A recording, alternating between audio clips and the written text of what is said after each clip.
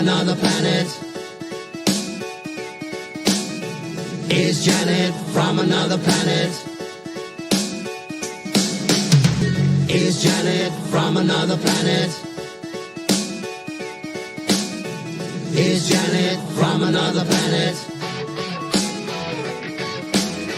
Is Janet from another planet? Is Janet from another planet? Is Janet from another planet? Is Janet from another planet? Is Janet from another planet? Is Janet from another planet?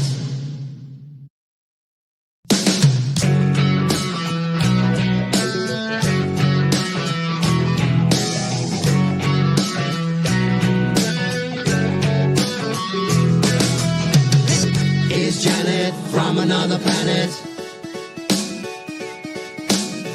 Is Janet from another planet? Is Janet from another planet? Is Janet from another planet? Is Janet from another planet?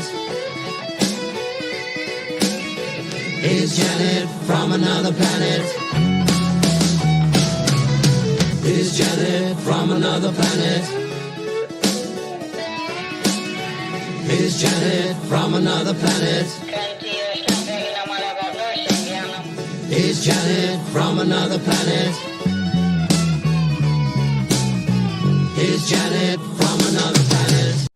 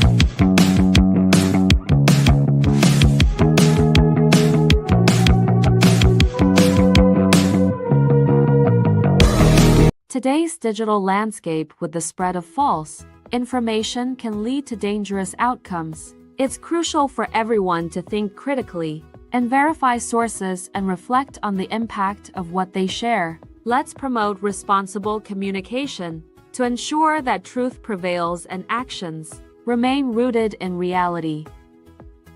The opinions you're about to hear on this show are strictly those of the panel. The following program is rated TV MA-LSV. It contains strong language, sexual situations, and violence. It is intended only for mature audiences. The following program is rated TV MA-LSV. It contains strong language, sexual situations, and episode. I'm sorry. I'm loud. That was it. Am I super loud? Hey, Flatey, how you doing? The intro was really loud for sure. My bad. That's okay. I survived. But wasn't this like 3 episodes? 3 episodes all at once. Yeah, all at once.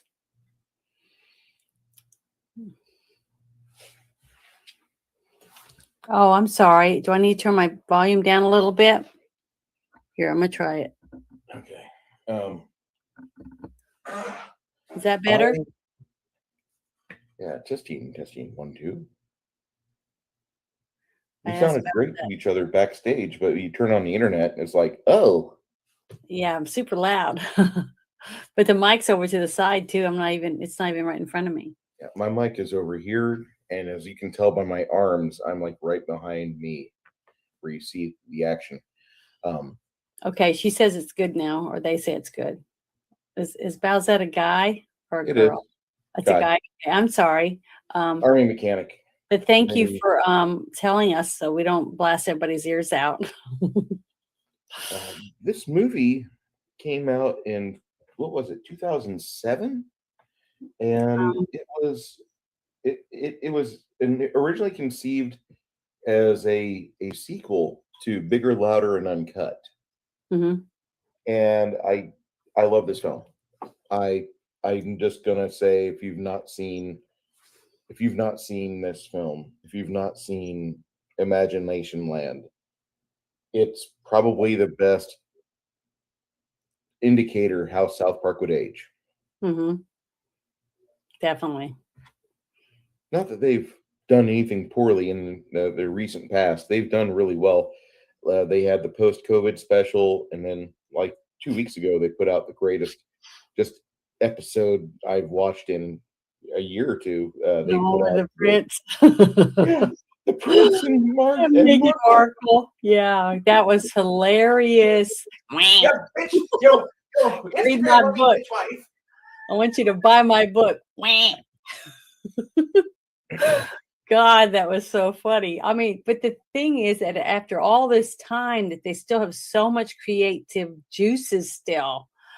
I mean, how they can talk to each other to write the scripts and stuff by just going by common sense. You know what I'm saying? Because that's one of the things that I noticed about this episode. Because I hadn't seen Imagination Land for whatever reason. I don't know what I missed or why I missed it, but I mean, it seems like I tune in more now when it's like hyped up, a hyped up thing like with the Prince and Meghan Markle, whatever. But they it they're just geniuses. I mean, after I saw South Park the movie with the Saddam Hussein and the devil and all that stuff, I was like, I left just thinking, I don't know how they do it. I don't know how they can look at everything with such detail and then have it come out of three different kids, basically. One's a narcissistic snob, basically, that is self-absorbed, which is Cartman, and then you got Kyle, and he's the one that's level-headed, that thinks things through, and fights to be independent, to be himself and not let other people talk him into things. So I love it. And then they take like regular people and put them in the different characters, for the show, like Cartman's mother and how she acts, and then the different ones of how they're different religions, and I just love it. I just love all of them. They're so talented. But this one was really way over the top, way more than I expected. From you and I were watching, I was like, "Holy shit!" What? Watching some of these scenes, we're like, you got to be kidding. They get away with some of this stuff. Saying the F word and the GD and, I just couldn't believe it. But we were watching the director's cut. So had a little bit more of the gooey details in there. But Yeah, also, I'll let you talk. it's good. Oh no, Balzette said they bent the knee to Islam, which is partially true, not really, because Parker and Stone made an episode in 2010 called 201, or Super Best Friends, which all the religious figures of the world are actually cool with each other, and they just kind of do things together like the Super Friends do. And Muhammad is in there. He's got control of fire, and they drew Muhammad. And initially, like, everybody liked it until it hit like the syndication run or the repeat, and then like that was when all of the people in a certain region of the world primarily got pissed because somebody drew Muhammad. Not supposed to do that. So Comedy Central enforced a censorship bar, and anytime Muhammad speaks, it's just beep. But there's places on the internet where you can actually go and watch them. It's just you have to kind of navigate the high seas a little bit, get a VPN. And see, that wasn't the two Trey and them doing it. It was no, the network that did it. yeah, the So network did they not, didn't censor themselves. no, they did not do any self-censorship. And this was at a time where the Charlie Hebdo bombings were still fresh in everybody's mind. Mm-hmm. Hey, Crafting Gamer, how you doing? So, I mean, South Park just loves to slap the shit out of everybody and everything with no regard. I don't give a fuck who you're offended. If you're I know, offended, and that's good. That's what's wrong with comedy today, is that we've lost that. I mean, everybody should be open season. I don't care if you're a man, a woman, a kid. I mean, it's not for kids. I wouldn't let my kids watch anything on South Park. We're gonna disagree on that a little bit. Like if you've got a 13-year-old kid, yeah, 13, that's a teenager. That's different. I'm talking about kids 6, 7, 8, 9. Little kids. I would not let a 9-year-old watch what we watched last night. There's no way. I can understand that. When he's talking about going through the gate and he's like, and they're seeing the little creatures, and they're like, oh, look, they're so cute and everything. He's like, there's like, what's happening? What's happening? He's like, they're raping me. I mean, stuff like that is not for a 9-year-old to be watching.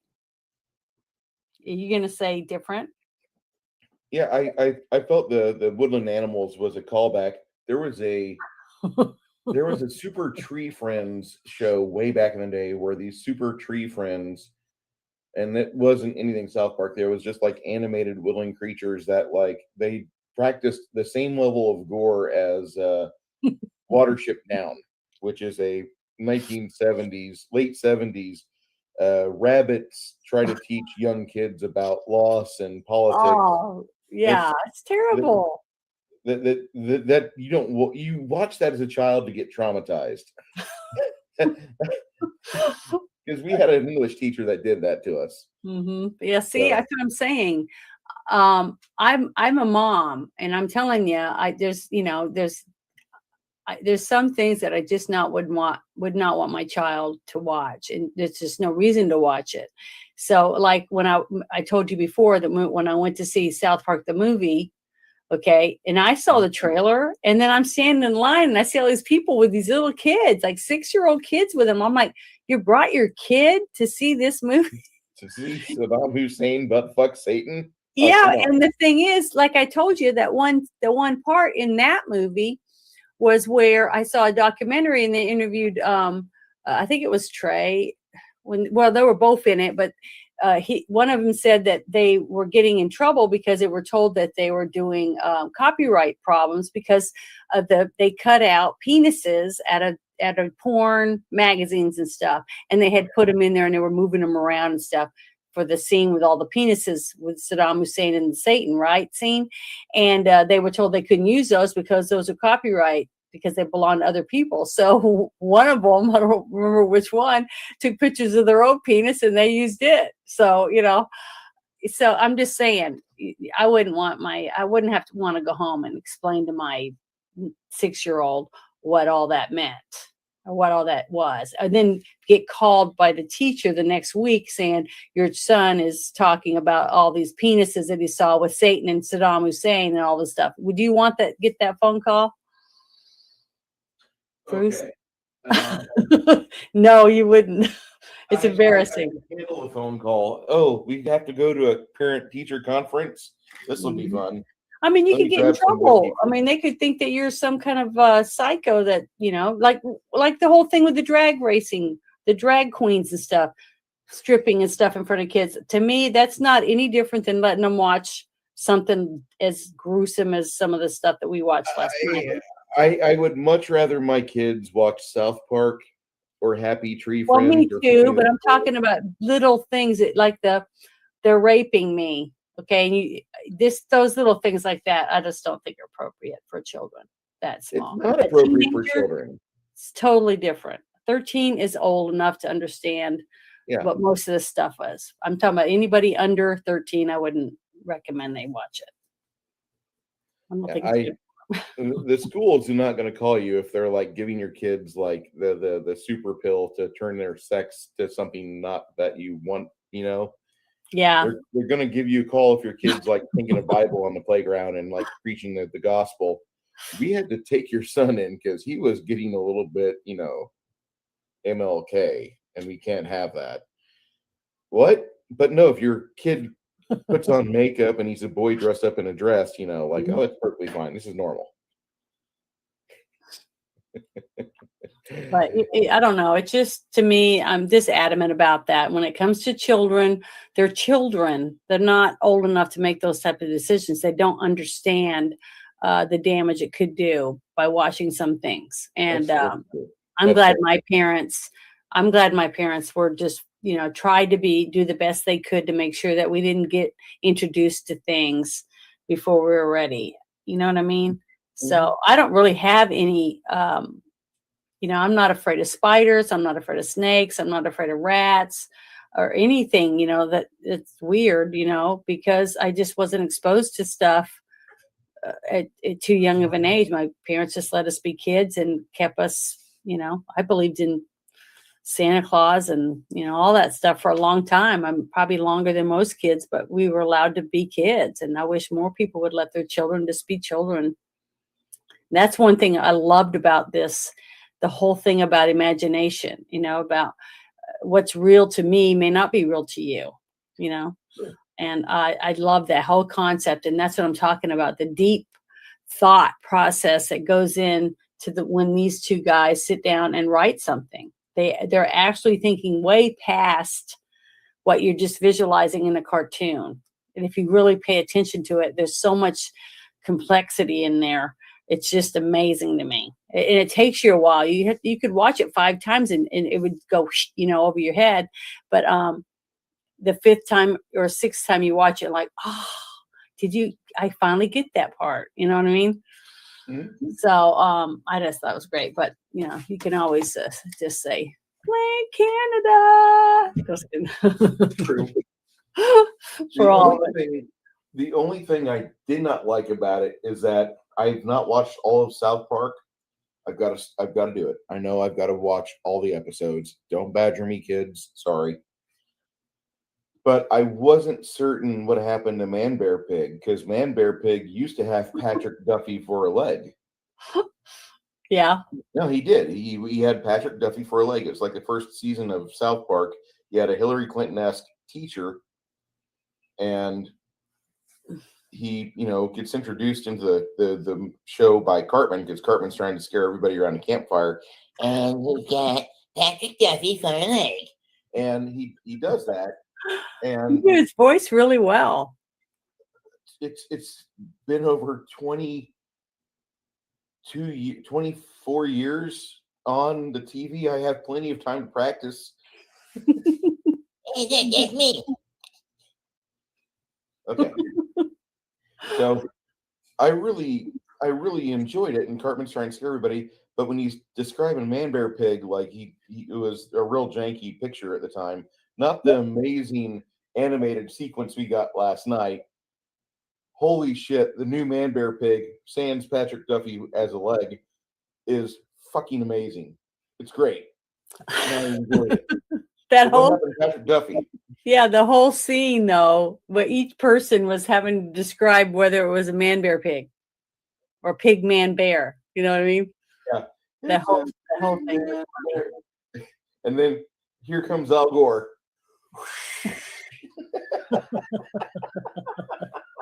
But see, I don't know how they get away with that stuff and they're still on the air. I just, it must be because they're one of the most popular shows after all this time that they can't take them off the air because they'd lose a fortune.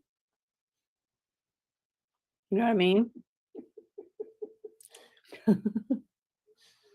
Well, a couple episodes after Imaginationland ends, there's an entire episode dedicated to Man Bear Pig. So I'll have to watch that. But no, this is just we haven't even described the synopsis of this, but well, the thing is, what I had to go back and watch a couple pieces afterward again because I have it on my Apple, my Apple TV. Mhm. And the thing I didn't understand at the beginning, because I missed the very beginning, or for some reason, I don't know why I didn't get it, about Cartman capturing the leprechaun. Okay. And then he prevented the leprechaun from actually getting to go and warn the people in Imagination Land that something was about to happen, right? correct. So, because he wanted to get that picture to prove that there was leprechaun so he could get Kyle to suck his balls. So, Cartman is the whole reason all of it happens in the first place. You know what I mean? Because he's a self-centered little shit that is, wants to get his balls sucked by Kyle. So, that whole thing is, I was trying to figure out the whole time we were watching it. It was like, because I hadn't seen it, what happened and what started the whole thing. So I went back and I had to get to watch it, but I actually watched the other one that was made where they're already together. So I've got to find that part out, but I thought that was just hilarious because it's so typical of his character in every episode to be self-centered and selfish. So getting to see him in that one scene where he's trying to save his life, doing the chest compressions and everything, that was the only time I've ever seen Cartman where he actually cared. It seemed like he actually cared about somebody. He didn't care about him. He just wants his dick sucked. I know, or his ball sucked. But yeah, but that was the first time I've ever seen him cry, and it seemed believable. You know what I mean? Yeah. In his seemed like he role in cared. a cartoon.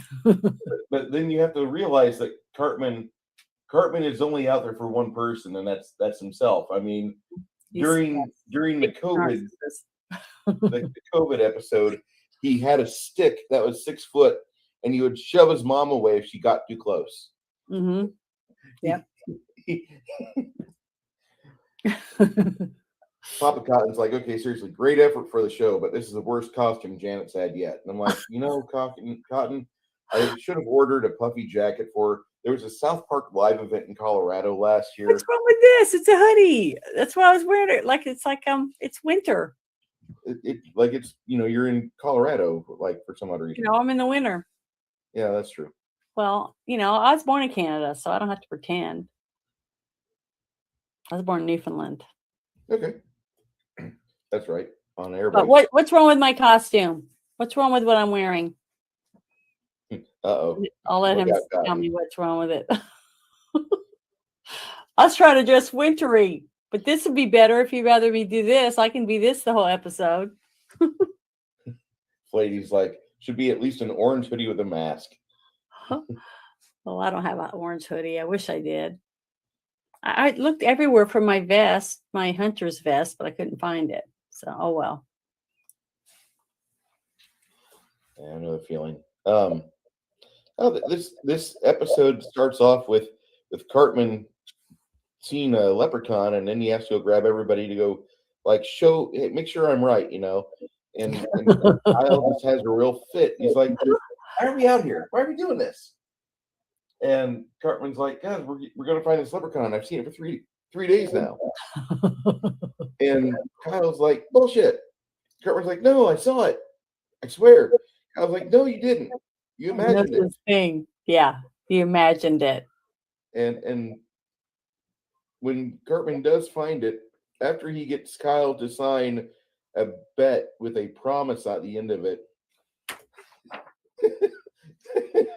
which that's the part about it that, like, I was like, do I really want to talk about Kyle sucking Cartman's cock? Well, it's not his cock. He's got to suck his balls. That's balls right. Are not the cock. They're not the cock. They're not. They're separate. One is hairy and the other is not. Well, it's probably not hairy on a little kid like Cartman. But he said they were drying up, remember? And they're going to blow away. From his nightmare. The nightmare where he's on the bus with that little old lady. And he's worried his balls are going to dry up and blow away. It's so funny. Jesus. I just couldn't believe it. It was just it was so compact with so much dirty innuendos. It was just hilarious. It was like they're second graders, right? Yes. Okay, well, I thought it was older than second grade when boys started going through their, getting their urges of testosterone. I thought it was more pubescent, a little older than pubescent age, but that poor kid, I mean, Cartman is like loaded with testosterone or something because he's always talking about his balls and stuff. So I don't know.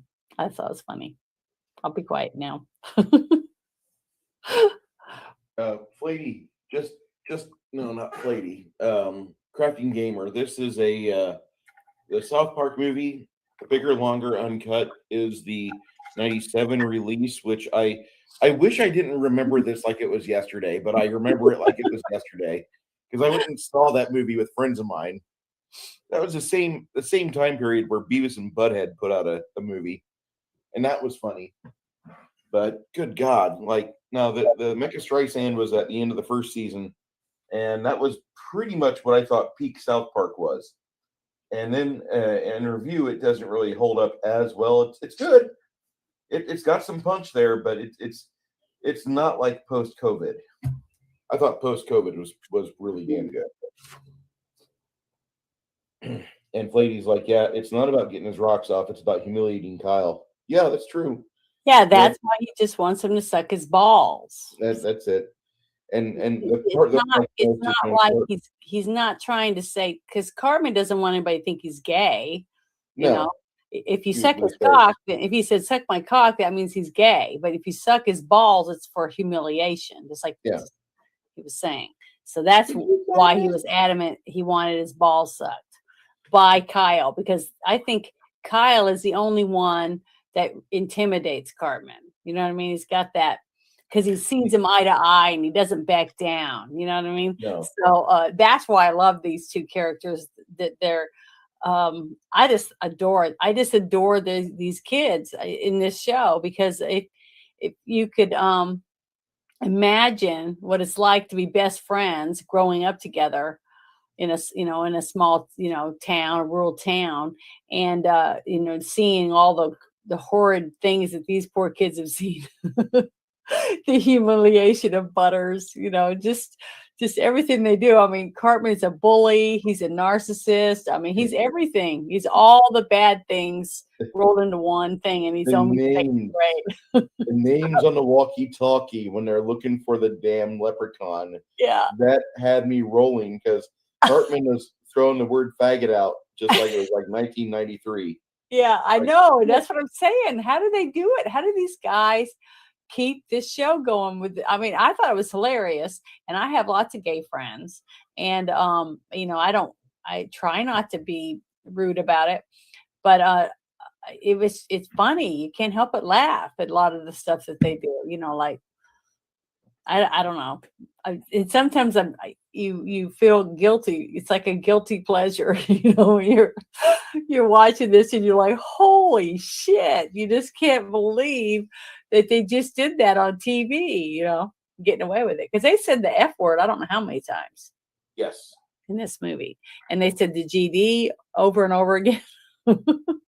They said faggot. They said, I mean, golly, I can't even tell you everything they said. And then the whole thing about him having to get him to imagine Santa Claus. After all the other horrible stuff he just watched, people, the alien creature coming up to what was it, the mayor that was singing the Imagination song. Imagination. And then he comes up behind him, and you see that little face come out of his chest, and he falls to the ground, and he's wallowing around in his own feces in his stomach. It was just disgusting. And little Butters is over him going, what do I do? All you gotta do is click your heels together. That whole scene, it was just, oh my God, it was so funny. This show has retained its edge because they actually acknowledge how to do comedy. Yeah. And they don't have any sacred cows, There's no line they're not willing to cross for a joke. That's priceless in my opinion. And I think, that's comedy genius. That's, they touch, it's like check, check, check, check. It's like they got a book and they go through and say, we got to do this, this, all the way down the list, and they check everything off. They touch everyone. I mean, it's not just, we're just going to go to those people and touch them. We're going to go here. We're going to go everywhere and grab everybody's ass. You know what I mean? That's what it's like. I mean, they're geniuses. I just don't know how they come up with so much good content. Like the whole thing, in the Pentagon, and they had that giant ring, like from Stargate SG-1. Yes. And then the whole forest is like got the Yellow Brick Road from Wizard of Oz. It's just, it's just good. And then you're looking around through all the people in it, and you're recognizing Jesus, and you got the Good Witch Glinda, and you got, I can't remember the lion's name or the tiger. Yeah, the lion's name from the Wood Lion Witch Marauder. Yeah, that one. What was his name? You're gonna make me look it up. Hold on. I can't remember, but they just had everyone. They had Jesus. They had the Easter Bunny. It had what was her name? The one they were torturing in the woods, and poked her eye out and put, Strawberry Shortcake. Yeah, Strawberry Shortcake. I mean, it was like everybody from my childhood that I could remember was almost. I don't remember somebody they didn't have in this whole scenario. And then the little woodland creatures, the only movies I could think of were Disney movies. You got all the princesses running around, and they all have these creatures flying around and little birds, and them helping them fix their hair and all that stuff. These princesses, and that's those little creatures. And then you got Kurt Russell that goes through the big imagination tunnel or whatever they called it. I can't even remember what they called it, but they all go through and they're like, we see something in the distance. And they're like, what is it? The general's like, what is it? What is it? He goes, I don't know. It's getting closer. And then they go, oh, it's a cute little squirrel or talking squirrel or whatever they were going. How cute it is. And all of a sudden you hear screaming. You can't see anything. So you have to use your imagination. See that whole scenario. And he's like, what's happening? What's happening? He's like, they're raping me. It's like, in Kurt Russell's voice. I couldn't stop laughing. And you miss so much that's going on because you're laughing, So I had to rewind and go back and watch it a couple times because it was so funny. Oh, yeah, I didn't watch this particularly over again. We watched it at one time, and then I went on then through the season. Yeah. And I'm right at the point where Man Bear Pig is starting. Man Bear Pig. God. Yeah. Travis J. 1975. This is a classic. We're having almost as much fun talking about this as what we did about The Thing, in my opinion. Yeah, it was getting to watch it, especially because I hadn't seen it before. And it's just, like I said, it's really hard to try to watch it and enjoy it without trying to nitpick and try to absorb as much information as you can and focus on that, because that's what I was trying to do. But I missed so much because I was laughing. You can't help but laugh, and you feel guilty. It's like I said, it's like a guilty pleasure because you're laughing at poor Butters and the different things that are going on in there, and it was just funny.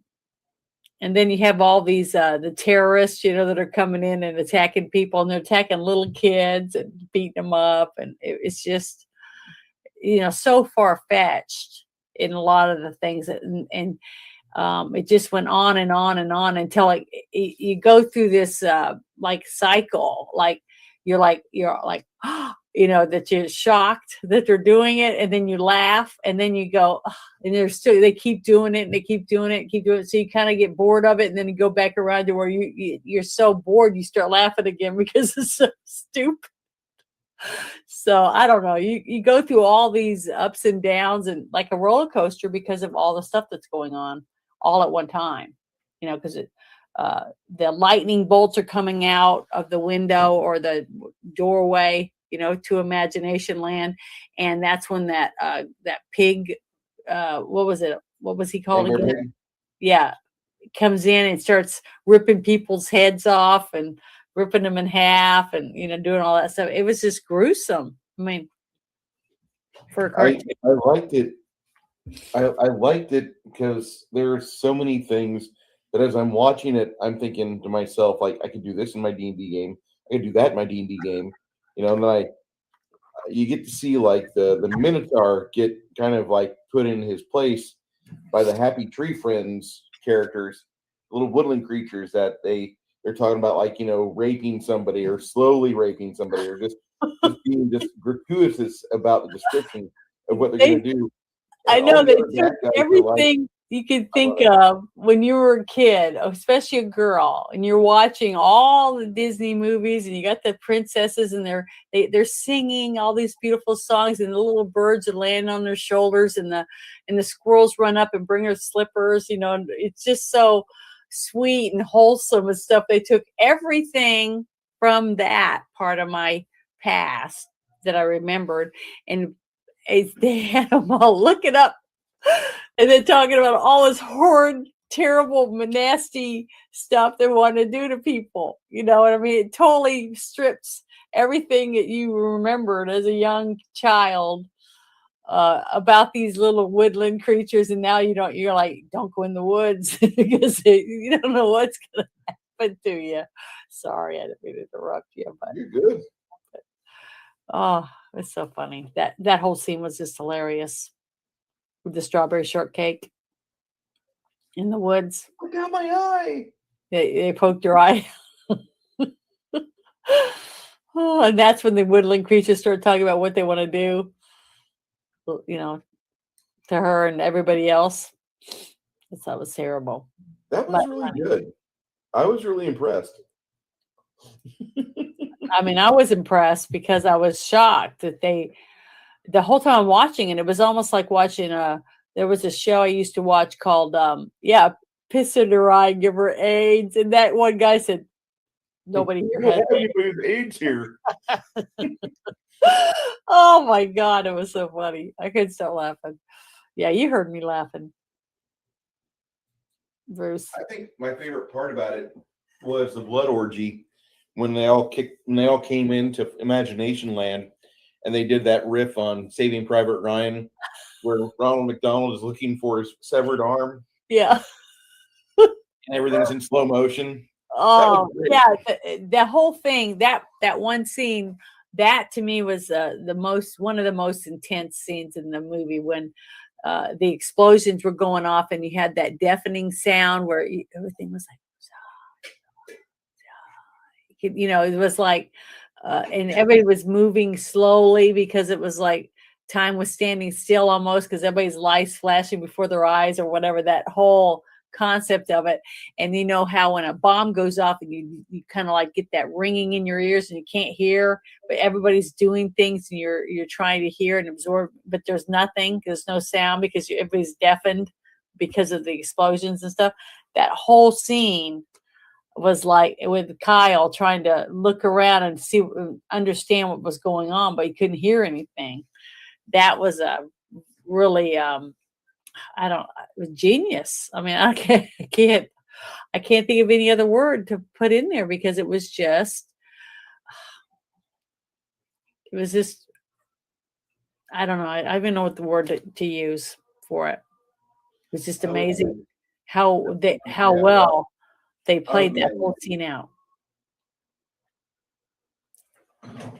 I was amazed. I was shocked. Sorry, I just had a mug crack on me. So, I was amazed and I was shocked at how much fun I was having through it.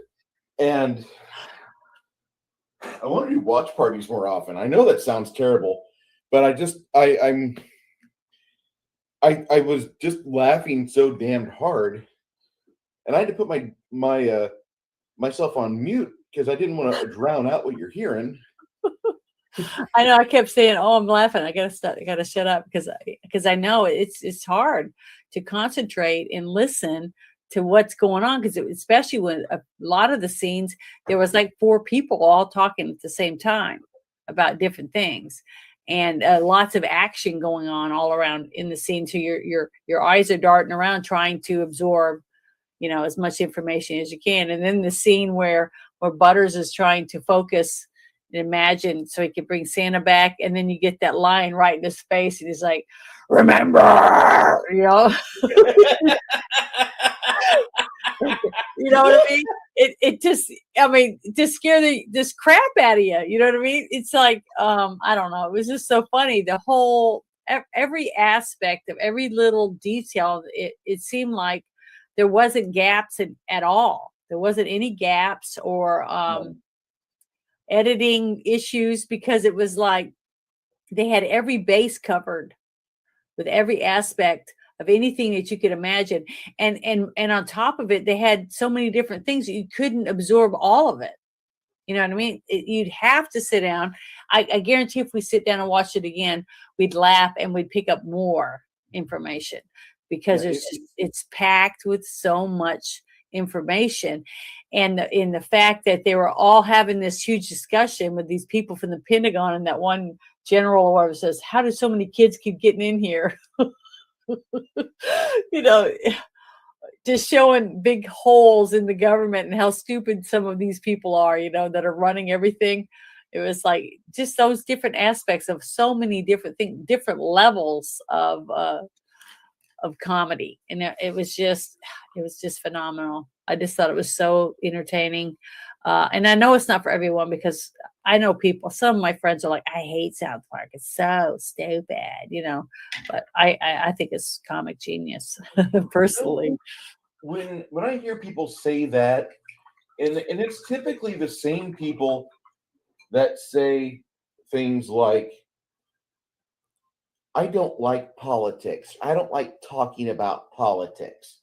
Well, listen, fucker, if you don't think about politics, your life is going to be run roughshod over. You're going to have no choices that you can make over the course of time, and you getting older and losing control of your body functions because you didn't want to get involved with politics and think about what you were going to be legally able to do. Because eventually, if you let other people make decisions for you, the things you really enjoy become banned.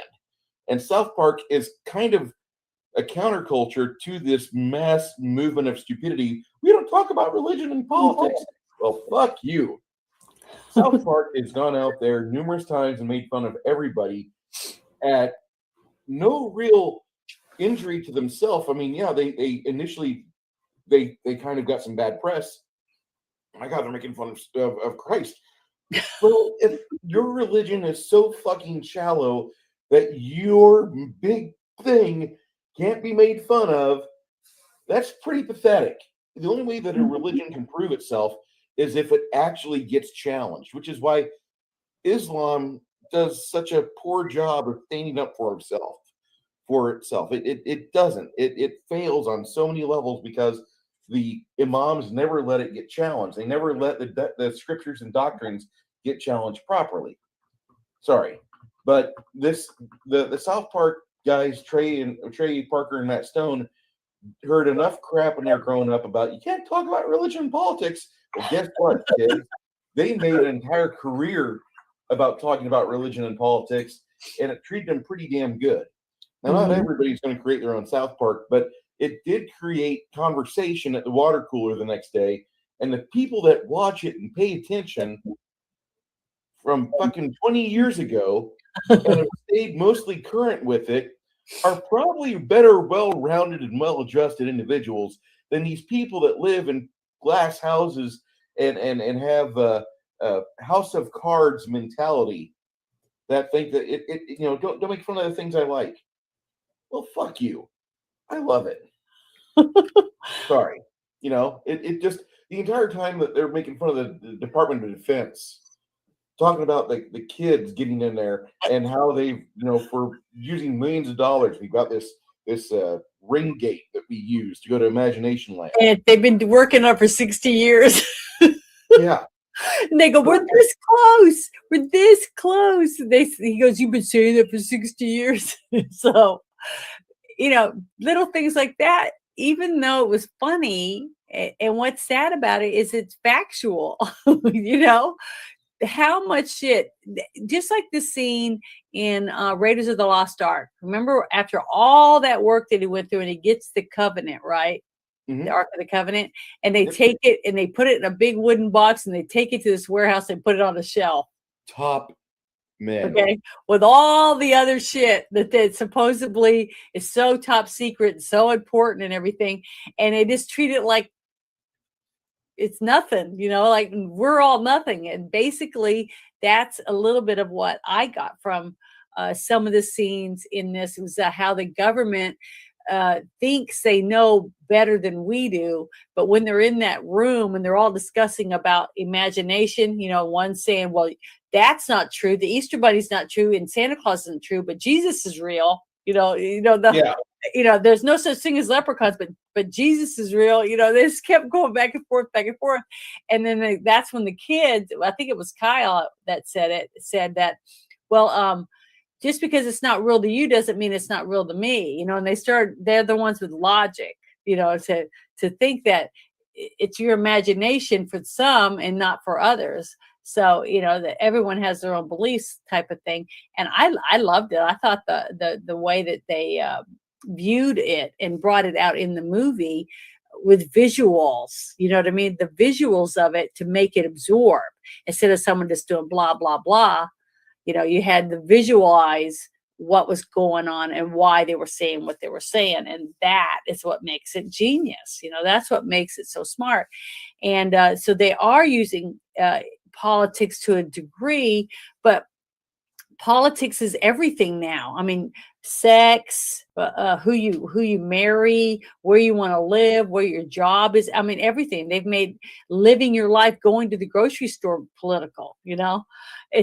So I don't know. I just think I would love to spend an afternoon just getting to sit and talk to these guys, because they are so they're just so on top of everything. I mean, you could tell that they pay attention to everything that's going on around the world to come up with all the stuff for all these episodes for so many years, and for them to still be entertaining. You know what I mean? Correct. I just think they're geniuses. I would love to shake their hands and just, get my picture taken with them and get their autograph or whatever, because these guys have, they just have it. They know they know so much stuff. They're so knowledgeable, and they're able to absorb it and retain it enough to actually see the comic side of it. I don't know, because you see so many people on Twitter and Facebook and all these other apps, and they're just constantly bitch and moan about, I hate your point of view. You hate my point of view. I don't like you because of your hair. I don't like you because of your boobs, or I don't like you because of your skin color. Everybody's bitching and moaning about everything, instead of stepping back and thinking about how the other people are looking at you, the way you're reacting to something, the comic of it. That's why the libs of TikTok got to be so big on Twitter. It's for the same thing. Actually just showing videos of other people just doing what they think they want to do. And we're all watching it going, who are these people? So you could see comics do stuff in their stand-up routine, right? Mm-hmm. But then you can see these people on TikTok and some of these other things just doing something they probably do every day. And we're watching that and we're laughing our ass off, because we're like, these are real people? I mean, I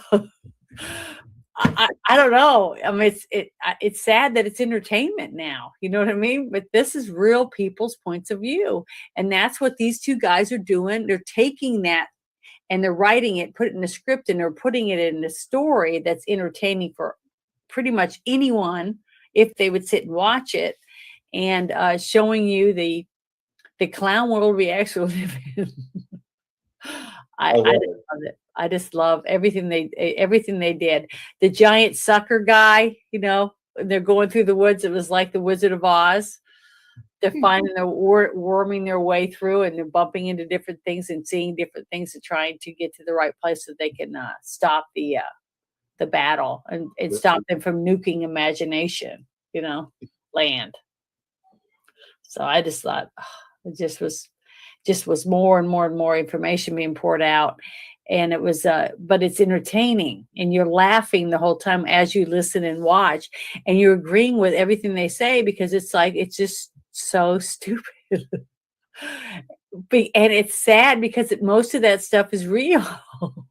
The way the government runs things, the big bloated budgets, and the dumb ways they come up with answers instead of using easy technology, which is common sense, that type of stuff.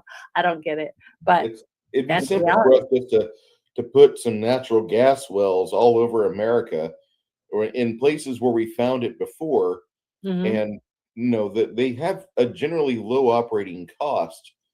They actually do, and because when they produce, and the natural gas is fairly profitable.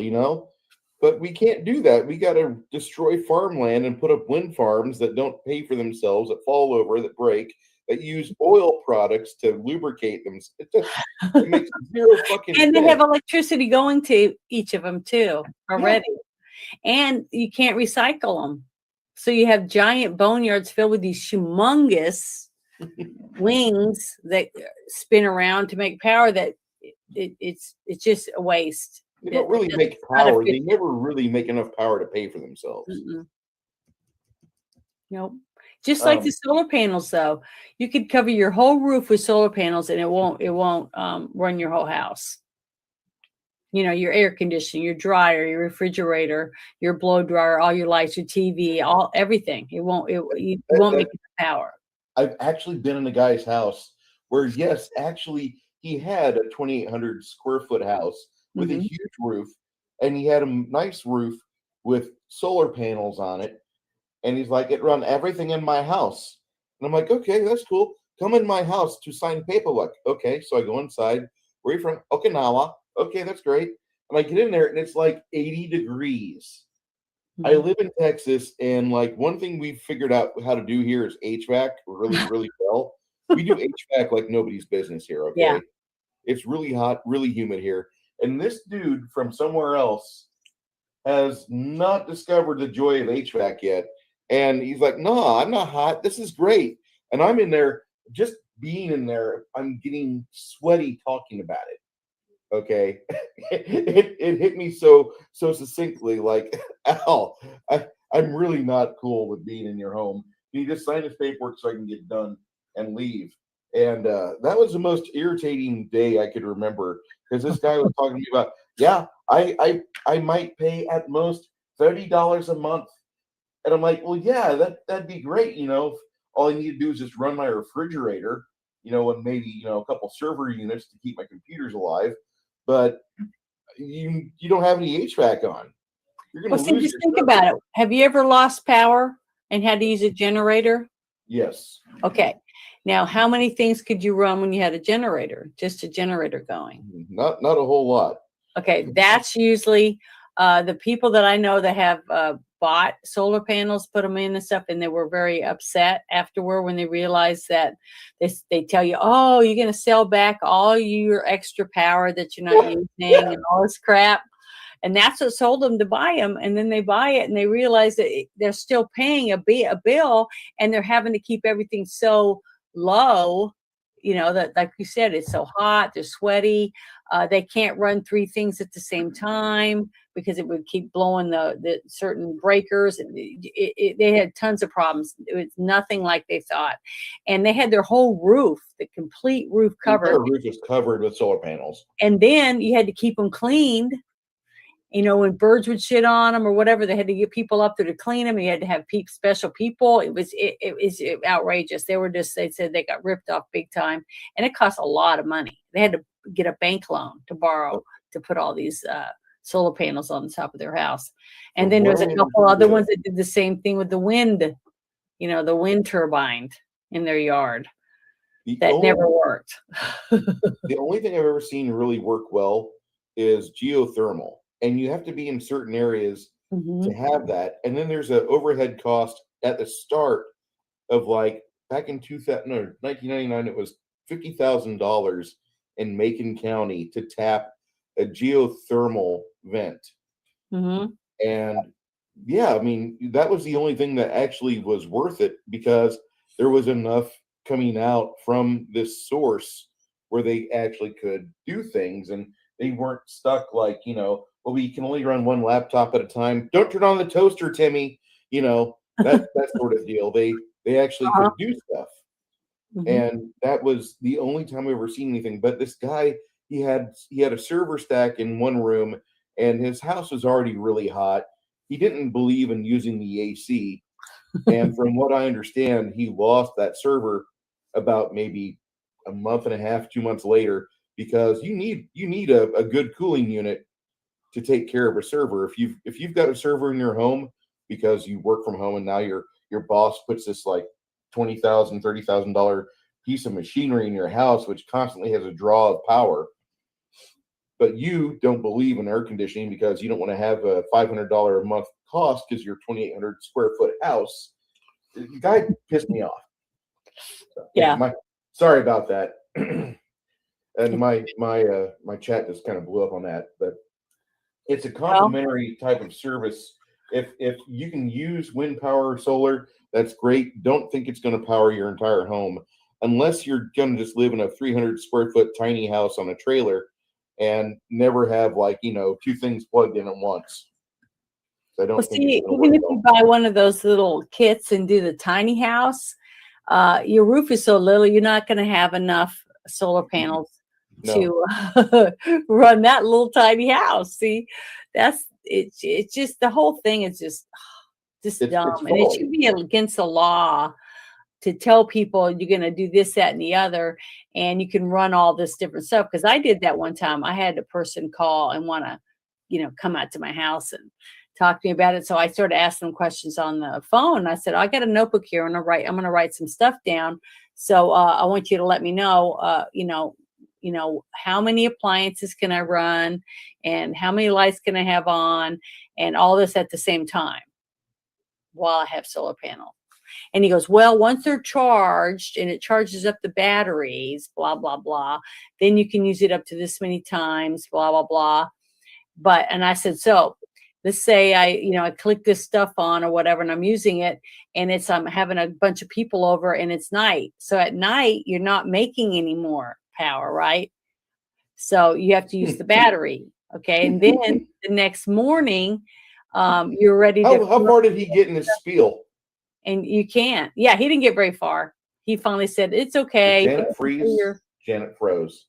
Oh, I'm frozen? Travis is like, I power everything. I don't use AC. I have 24-hour day recharge. Keep in mind, Janet lives in a remote part of the States, and she might as well live in Illinois as far as a stable power grid's concerned. Am I back now? Yeah, you're back. Okay. You froze on one of the cutest Janet's frozen I've ever seen. It was great. Okay, I'm sorry. I am in the boonies now, so I don't have a lot of good power. Which is really weird, because Clinton Power Plant, it's a nuclear power plant. You think they'd want to improve the infrastructure around there? Nope, not those fuckers. Hell no. Shit. All the money goes to Little Rock. They don't want to help the little towns. No. All the taxes always go to the big cities, and they're like, well, we don't have enough. We have to raise taxes so we can get more stuff. It's like, yeah, they'll spend your money.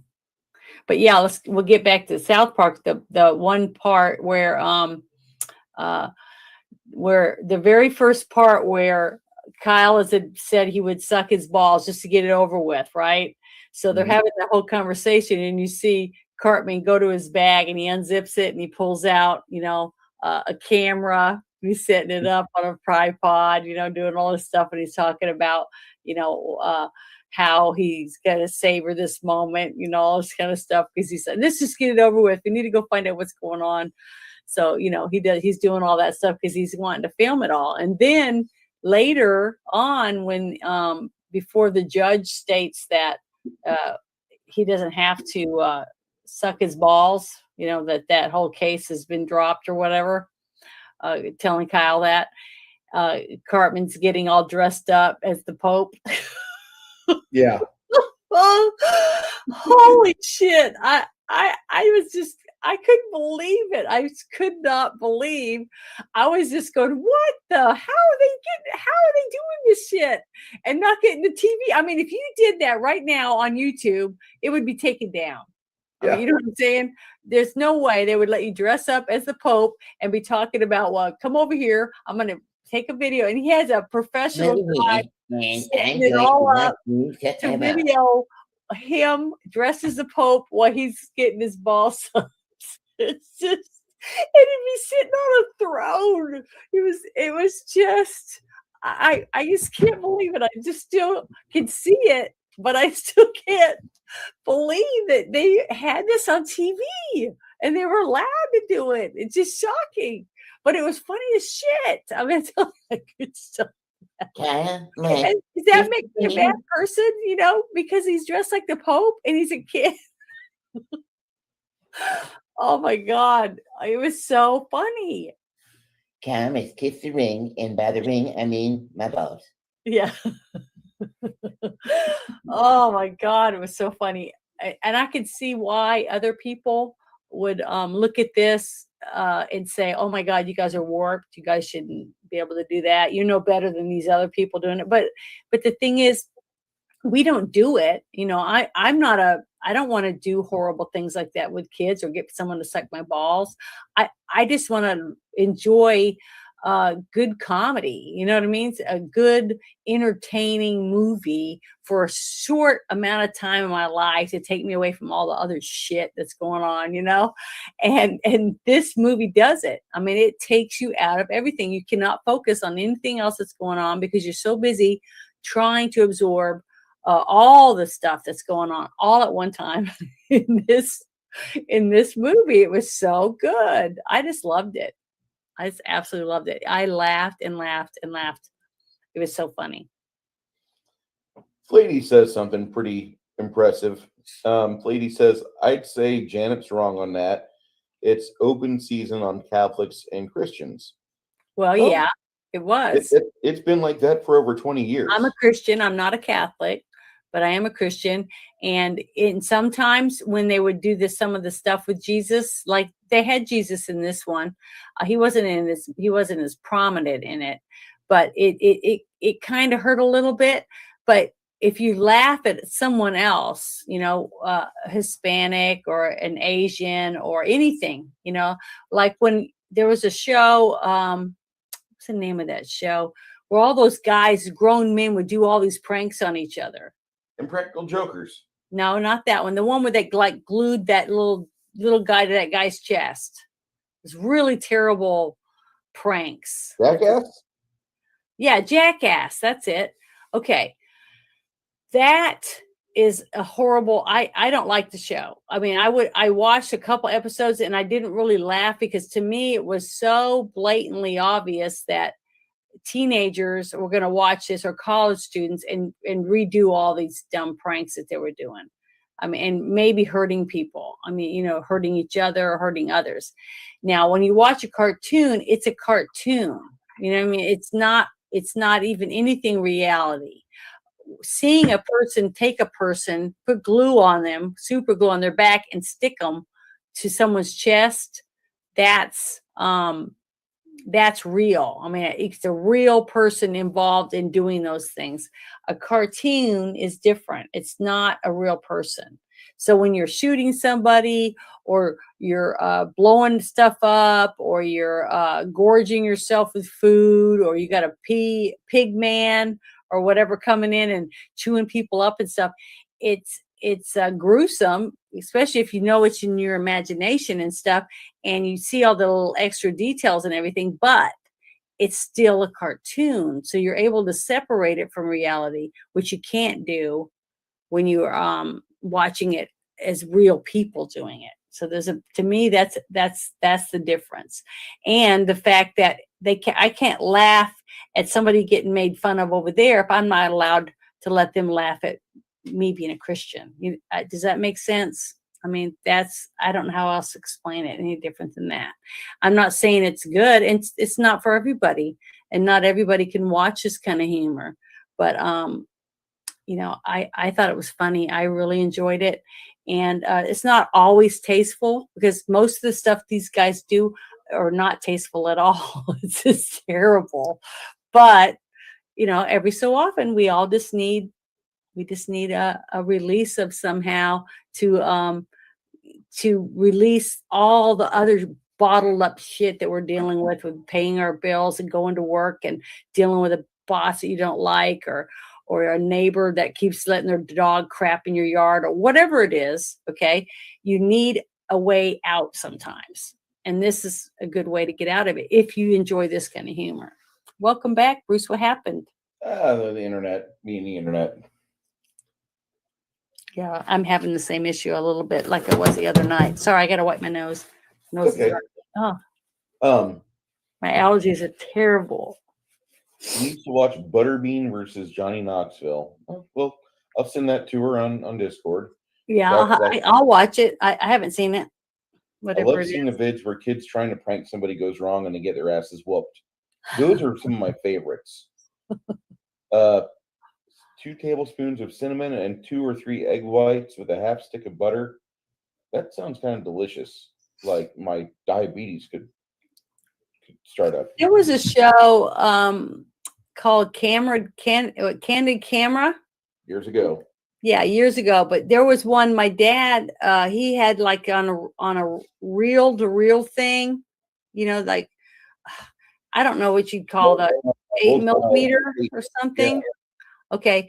But he had like, you know, stag films and stuff on it. Because I remember him having his guy friends over, and they all had cigars and stuff, and they'd go in there and we'd peek through the little crack, and they had real sexy ladies running around and stuff. But he had a couple of those that he showed me that weren't the stag stuff, but it would had like the naughty how do you say that again? Candid Camera. It had naughty reels. Okay. Okay. And one of them was, and he said that I was 13 at the time. So he said I was old enough to be able to see some of these, because I had asked him, remember, I was the tomboy, and I kept asking my dad, you know, what's so entertaining about some of those things that you always watch with your friends? And he said, well, here's one I'll let you watch because it's kind of tame. And Mom was like, she wasn't happy about it, but because I kept asking, and they always tried to show us stuff about the weapons and everything, you know. They were very open about it once we were old enough where they thought we could understand what was going on. But I remember him putting this on for me, and I remember watching it, and my dad was just rolling. And I know he had seen it 100 times at least. And I thought it was stupid. I mean, and gross. But what it was, they had taken a naked woman and later had her laying, you know, face up where her boobs and stuff were showing. And then they had put like salad bar on top of her. And then the other lady was laying face down and had her butt up in the thing, but they had like tarps or something around them, and then they had ice, and then they had like the salad bar, right? And then it had men that were coming in, and it was funny because they were all just looking and staring, you know, at the women's boobs and all that stuff. And people were laughing, you know, had to laugh real, I guess, on there. But the one that my dad kept laughing at was there was carrots and celery and some other things there. And there was a woman's butt sticking up out of it. And every one of them would look around, pick up a carrot and go poke it. You know what I mean? Yeah. Poke it in certain areas. And my dad thought that was so funny. And I was like, I was shocked, and I asked my mother about it later, and she's like, "Man," that's all she said. So from that day on, that's when I realized that men look at us women totally different than we look at them. And I was 13 when I figured that out. But from watching something my dad thought was funny, and I had asked him over and over again that I wanted to see some of that, whatever it was that they kept enjoying, because I saw women in lingerie and things like that. When I peeked in, that it's probably a lot worse than that. But my mom, you know, would shoo us away from the doors or whatever. So, you know, but I asked for it, and my dad let me see some of it. But after seeing that, that's when I realized that there is a difference, the way we look and perceive each other, you know. And I don't think my dad was a pervert or anything. I still don't. I thought that he was just a a man, that liked looking at women and liked to laugh and be entertained like anyone else. But their entertainment ways were way different than us. They didn't have the internet, they didn't have VHS and all that stuff. It was on those little things that spin around, that you put in a machine, and it, like at the at the movie theater, the big thing that they have, his was small, but I remember that, and it was like, I'll never forget that. That one thing that worked my mind, like you were saying earlier, if you don't get your mind worked or whatever, it causes you to, something you can't stop thinking about it. You're going to remember it forever. Like what that one thing you woke up, you said your brother was watching something and you woke up and it caused you to have nightmares. Yeah. Or it was your cousin or somebody. It was my cousin. Yeah. So I remember that. See, so things depending on how your mind absorbs the information that's going in, whether it's real or not real, or whether you understand that it's not real. You know what I mean? So it really can. And plus it depends on the maturity of the person that's watching it. So I recommend that you be mature and like South Park before you watch this movie. Yeah, don't watch this film if you're not a big fan of South Park. You can skip this. But if you like South Park, you have to go on some high seas, yarg, matey, because they pulled this from the website where you can watch free South Park, and you can go back pretty far and watch free South Park. But there's like some episodes. This one, episode 201, they don't let those on, and I want to say probably because of a certain sect or religion where the people kind of get upset when you make a joke or a jab about their prophet or whatever.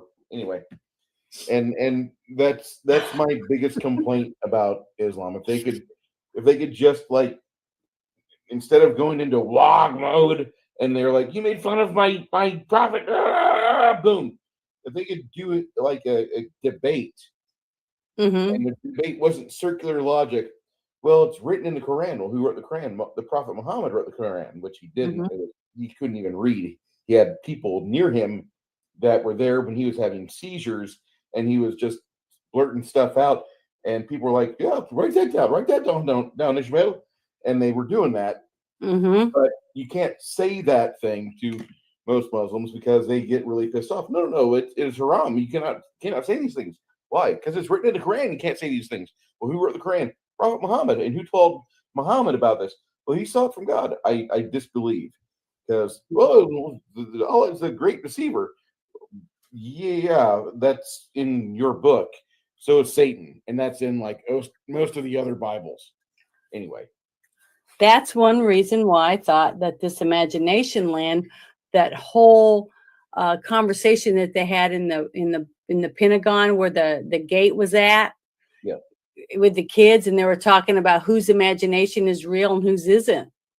If just because you say, God is God, or Jesus is Jesus, or the Santa Claus, or if it's Easter Bunny, or Pig Man, or whatever it is, or Freddy Krueger, they had everybody in that. Just because somebody says that's real doesn't mean it's real to that person or to that person. And that's the whole concept of it. The same thing with with any of the Muslims, or the Indians, or the whatever, Buddhists, or any religion. That's what this whole thing was about. It was basically trying to get you to realize that by you saying this is real and you have to believe me because I say so, it's no different than that guy over there saying you have to believe me because I say so. See? What's the difference between each one of these different people forcing their point of view on another person? And that's just like the jab or anything else. When you force another person to do something against their will, it's not right. It's against human nature, and that we should be able to live amongst each other and accept that somebody has a different point of view than you. It doesn't mean that they're horrible. That just means they don't believe the same thing you do. And I try never to do that. I try never to judge someone because their point of view is different than mine. I try to let them be themselves. And that's one of the things I do in a lot of my videos is I tell people, laugh at yourself, be yourself. Don't let other people make you be something you're not, or, don't follow someone just because they want you to follow them, or you think you'll be popular. Try to be yourself and you'll be more popular, because then you don't have to put on airs. I mean, I see so many people that start talking about crap, and then you listen to their conversation, and then you see them again, let's say in 3 weeks, and they're having a similar conversation with someone else, but all the details are different, a little bit different, because you paid attention watching them talk to this other people, and these are new people now, but they're telling a different story. And then the next time you hear them tell it, they're going to tell a little bit more, and it's going to have some different elements to it. It's because it's not true, because they're not telling the truth. And that's the hard part. When you make up all these stories all the time, you have to remember what it was you said last time. If you just say the truth, it's always going to be the same boring story, because it's what really happened. It's actual facts. So that's what I feel sorry for people when they feel like they have to make up stuff to fit in, instead of just trying to be themselves and let people accept them for themselves, and try to learn to love yourself the way you are and the way that you were created, and just be you, and let people like you for who you are, and hopefully they'll like you for who you are, and then everybody's happy, but I guess I'm just asking for too much. Do what? That'd be the preferred way to go about it. Well, that's how I try to live my life. It's not always good. I mean, I spend lots of days crying because I get in fights with people because they don't agree with my point of view. And it hurts my feelings sometimes because I want to be friends with people. And I don't want to, block somebody on Twitter or kick them out of my Discord or something. But, I can only take so much because I'm only a person. I'm only one person, and I try to be fair. I try to listen, and I try to, if someone asks my opinion, I try to be honest about it. And, they hate me because of it, some of them, but, you can't please everyone. And that's something we all have to realize, is that not everyone's going to like you. Not everyone's going to like all of us. Someone's going to dislike something, oh, I don't like them because they got brown hair, or they're bald, or whatever, whatever their dumb reason is. And then they want to torture you and be mean to you because of it. And I don't like bullies. I think bullies are terrible. And that's one reason that I like South Park to a degree too, is because Cartman is a bully. Okay. And he's a bully in every single episode to someone. He picks on one person or two or three people at each episode that he's in a bully. But you always have, most of the time, you have them fight back or rise up, to confront him about it. So I don't know. I just think that their visual concepts of what they do and get people to see in their stories is entertaining, but it also has messages in it. And I think that's what makes South Park really, really good. And it's because they have some like off-color jokes and do some really childlike stuff in it, but they're kids. The people don't realize these are second grade kids supposedly in their cartoon, but it's for adult oriented ideas and things that are being said. So a lot of people don't want to deal with it because they think that's stupid. It's immature. Grown-ups don't watch that stuff, but I'm a grown-up. I am responsible. I pay my bills. I pay my taxes and stuff, but that doesn't mean I can't have a good laugh at something.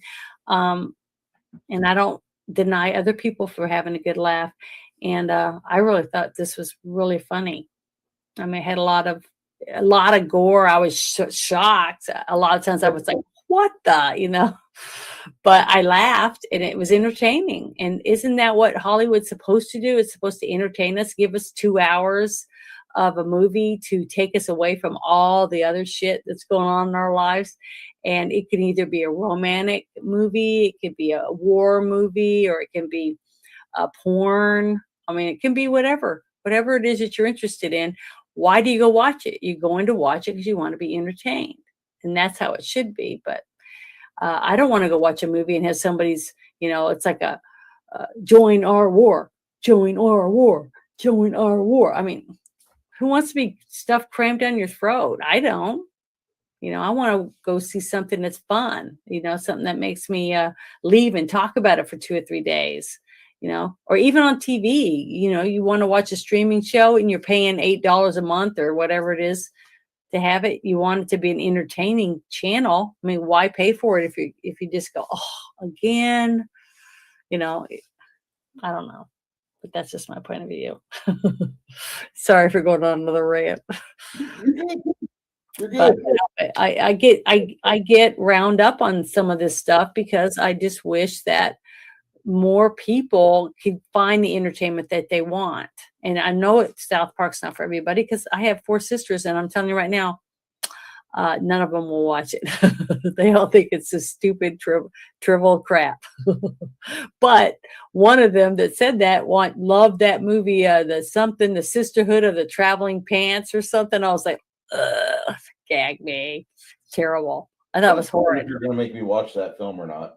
No, I'm never going to watch it. That's not my genre. I wouldn't be interested in it. But see, that's what I'm saying. I let her watch it, and I don't gripe at her and tell her how dumb it is. I just say I don't want to watch it, and I didn't. So no, I won't. But I got you to watch Lars and the Real Girl. So I'm just saying. That had an interesting premise to it, and I like that movie on a couple levels. Mm-hmm. I'm not going to say it's like great, amazing quality entertainment. It's a good indie film.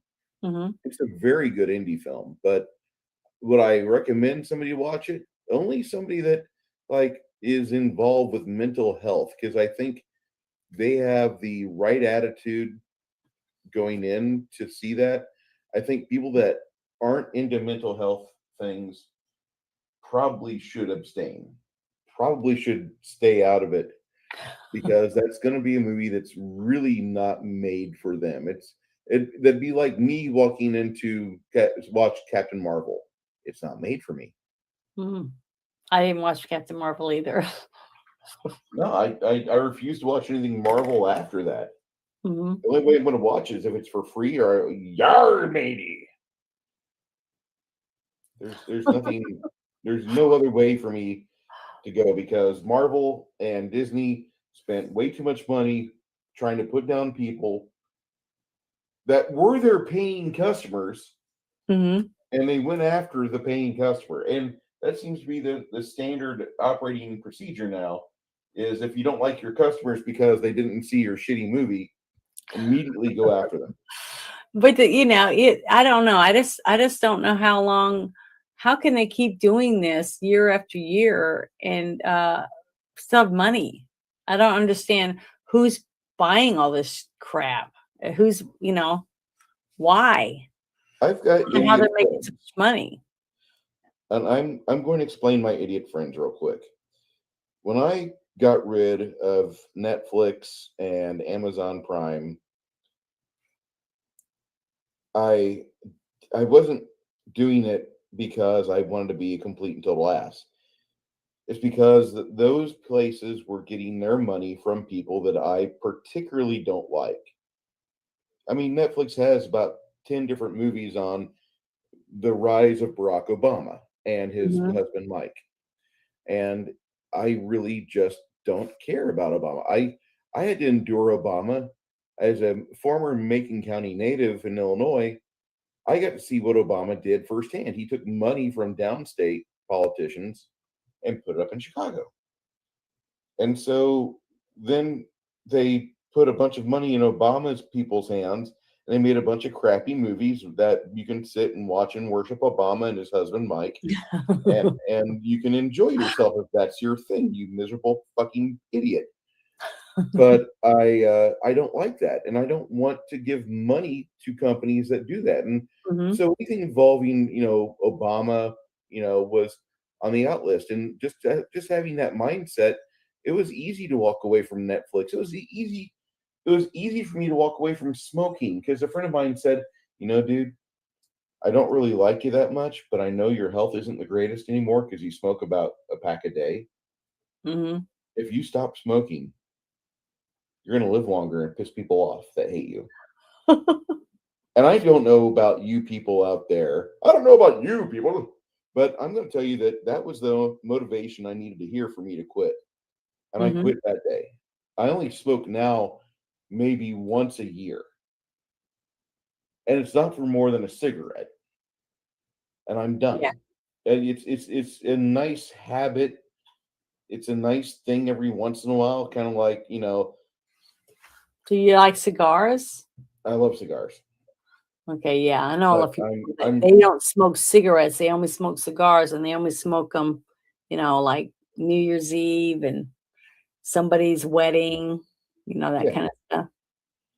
And there's no reason for me to be involved with cigar smoke that often because I just don't have a reason to celebrate that much. I'm in the process of trying to get a home, you know, and move out of my apartment dwelling that I live in with my wife. And that's, you know, you can't really do that when you're burning $20 a day on something that's not a necessity. You know, as much as I want to drink, you know, I'm curbing that activity. I mean, I started drinking tea at night. I have usually one beer when I first get home. It's the coldest thing in the fridge. But I started buying this tea from Blackout. This is the winter solstice tea. This is the blueberry-esque tea. Hold on. Tea is good for you. Tea's great. And this is the stuff. I mean, that's some high quality caliber stuff there. And the teas are cheap on the blackout.com website.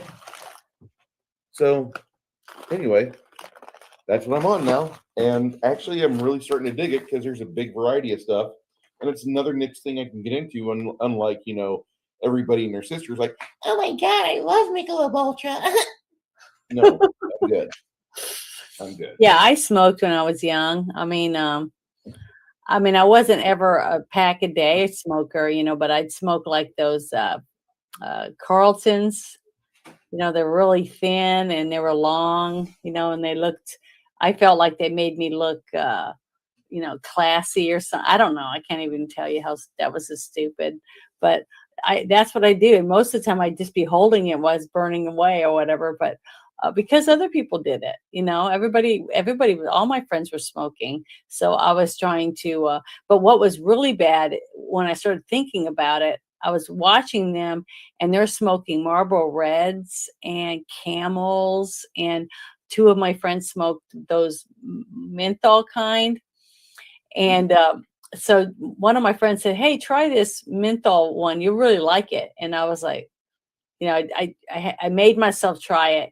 And I told her, I said, it tastes like I'm sucking on you know, one of those Vicks inhalers that you stick up your nose and sniff, you know.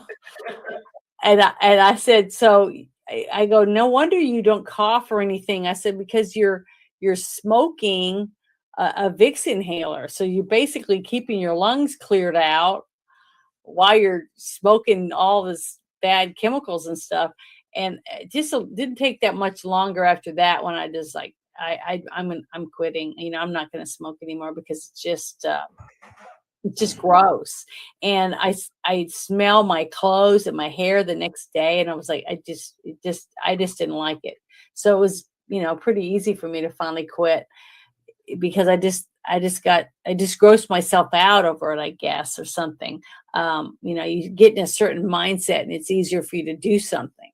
But so I guess I was lucky because my mom smoked all the way up until she passed away, and she smoked over a pack a day, and she got pancreatic cancer, and the doctor that I talked to said that her smoking had a lot to do with why she got that kind of cancer. So I'm glad I quit when I was really young. So, you know, I don't have to worry about it, but you know, I wish more people could quit, but you know, everybody's got something. I mean, I love wine and I love champagne and,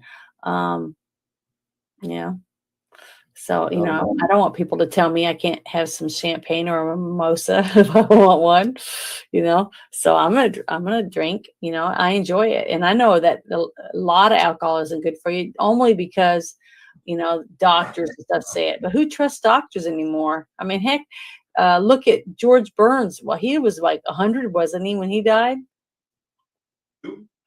George Burns. Yeah, he died at the age of 100, but he smoked cigars every time he was on camera. He smoked and drank 24/7, and so did Dean Martin. How old was Dean Martin when he died? Early 80s, late 70s. Well, okay. Well, I'm just saying, I don't know. I don't know if I trust everything that those people say anymore after this whole thing that we've gone through in the last couple of years. So, I try to put a little bit more emphasis on myself and knowing how you feel and going by how you feel and how you feel like whatever it is that you're doing affects you. Because I got lots of friends that like smoke pot, and they swear by it. They swear that they stopped taking other painkillers and stuff because since they started smoking pot, that their leg pain or their back pain is hardly exists anymore. So if they can find alternative methods instead of taking codeine and all these other whatever the doctors are pushing, I think it's good. But to me, it's up to the person. Each person that has whatever health problems, I think they should be the one to say what they think they need instead of letting other people talk them into doing something that they probably wouldn't be comfortable with, but do it because they think that they have to because they don't have any other choice. But I'm liking that part of it, that more and more people are going off on their own and trying herbal remedies like you with your tea and stuff. You don't know it unless you try it. If you just try it and I think you're supposed to do it for like 1 month or something like that to see whether it will help you. Mm-hmm. And if you do it for a month and you start noticing, wow, my knee hasn't been hurting as bad or whatever, then I think that's good. That means that we are taking over our own health care. I mean, I had a person tell me that if you go and you get there's this therapy called bee therapy, and you go get stung by bees, and it's supposed to help you with some kind of different ailments. And I was like, no, thank you. Bad idea. It's a bad idea for me because I could die if I get stung by a bee. I have to carry EpiPen wherever I go.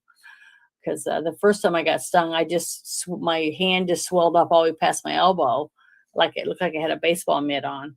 But they said the next time I get stung, I could die. So I hope I never get stung again.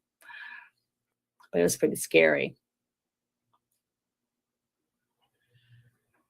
Yeah, I wish that we had more people like the guys that started South Park. I mean, I wish there was more shows like that on TV and in the entertainment industry to help people relax, enjoy themselves for a few hours, to take them away from all the chaos that's going on, but also has a good message with a good ending. It's, usually always has a happy ending, whether it's Chef's chocolate balls or whatever they're going to have, or Mr. Hanky, or whatever character they're going to have on there.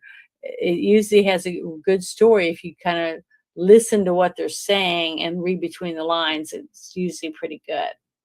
At least I think.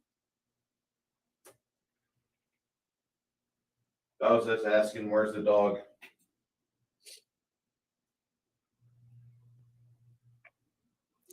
Yeah, I wish you could have it. I mean, Do you have the dog as an indoor dog, or is the dog as an outdoor dog? Oh, my dog? Yeah. Oh, right now I still have it outside because tomorrow I'm taking it to the vet to find out, more about it. But I ordered me one of those real nice igloo houses with the bottom in it. Plus, I'm in a place it's not wintry, it doesn't get, below zero or anything like that. So I'm not that worried about that. And plus, this dog's going to have a very nice coat. It's a shepherd. So. Is it a German shepherd? Is it what? Is it a German Shepherd? I don't know for sure. I just know it has 2 blue eyes. It's got solid white, gorgeous coat. So hopefully tomorrow when I take her to the vet, she'll be able to tell me what kind of dog she is.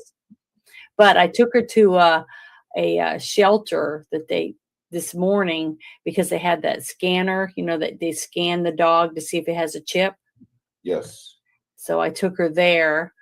And I was praying that she had a chip so that I could find out who her owners were, but she didn't have any chips in her. So when I got back in the car, or the lady looked at me, she goes, "So you going to leave her here?"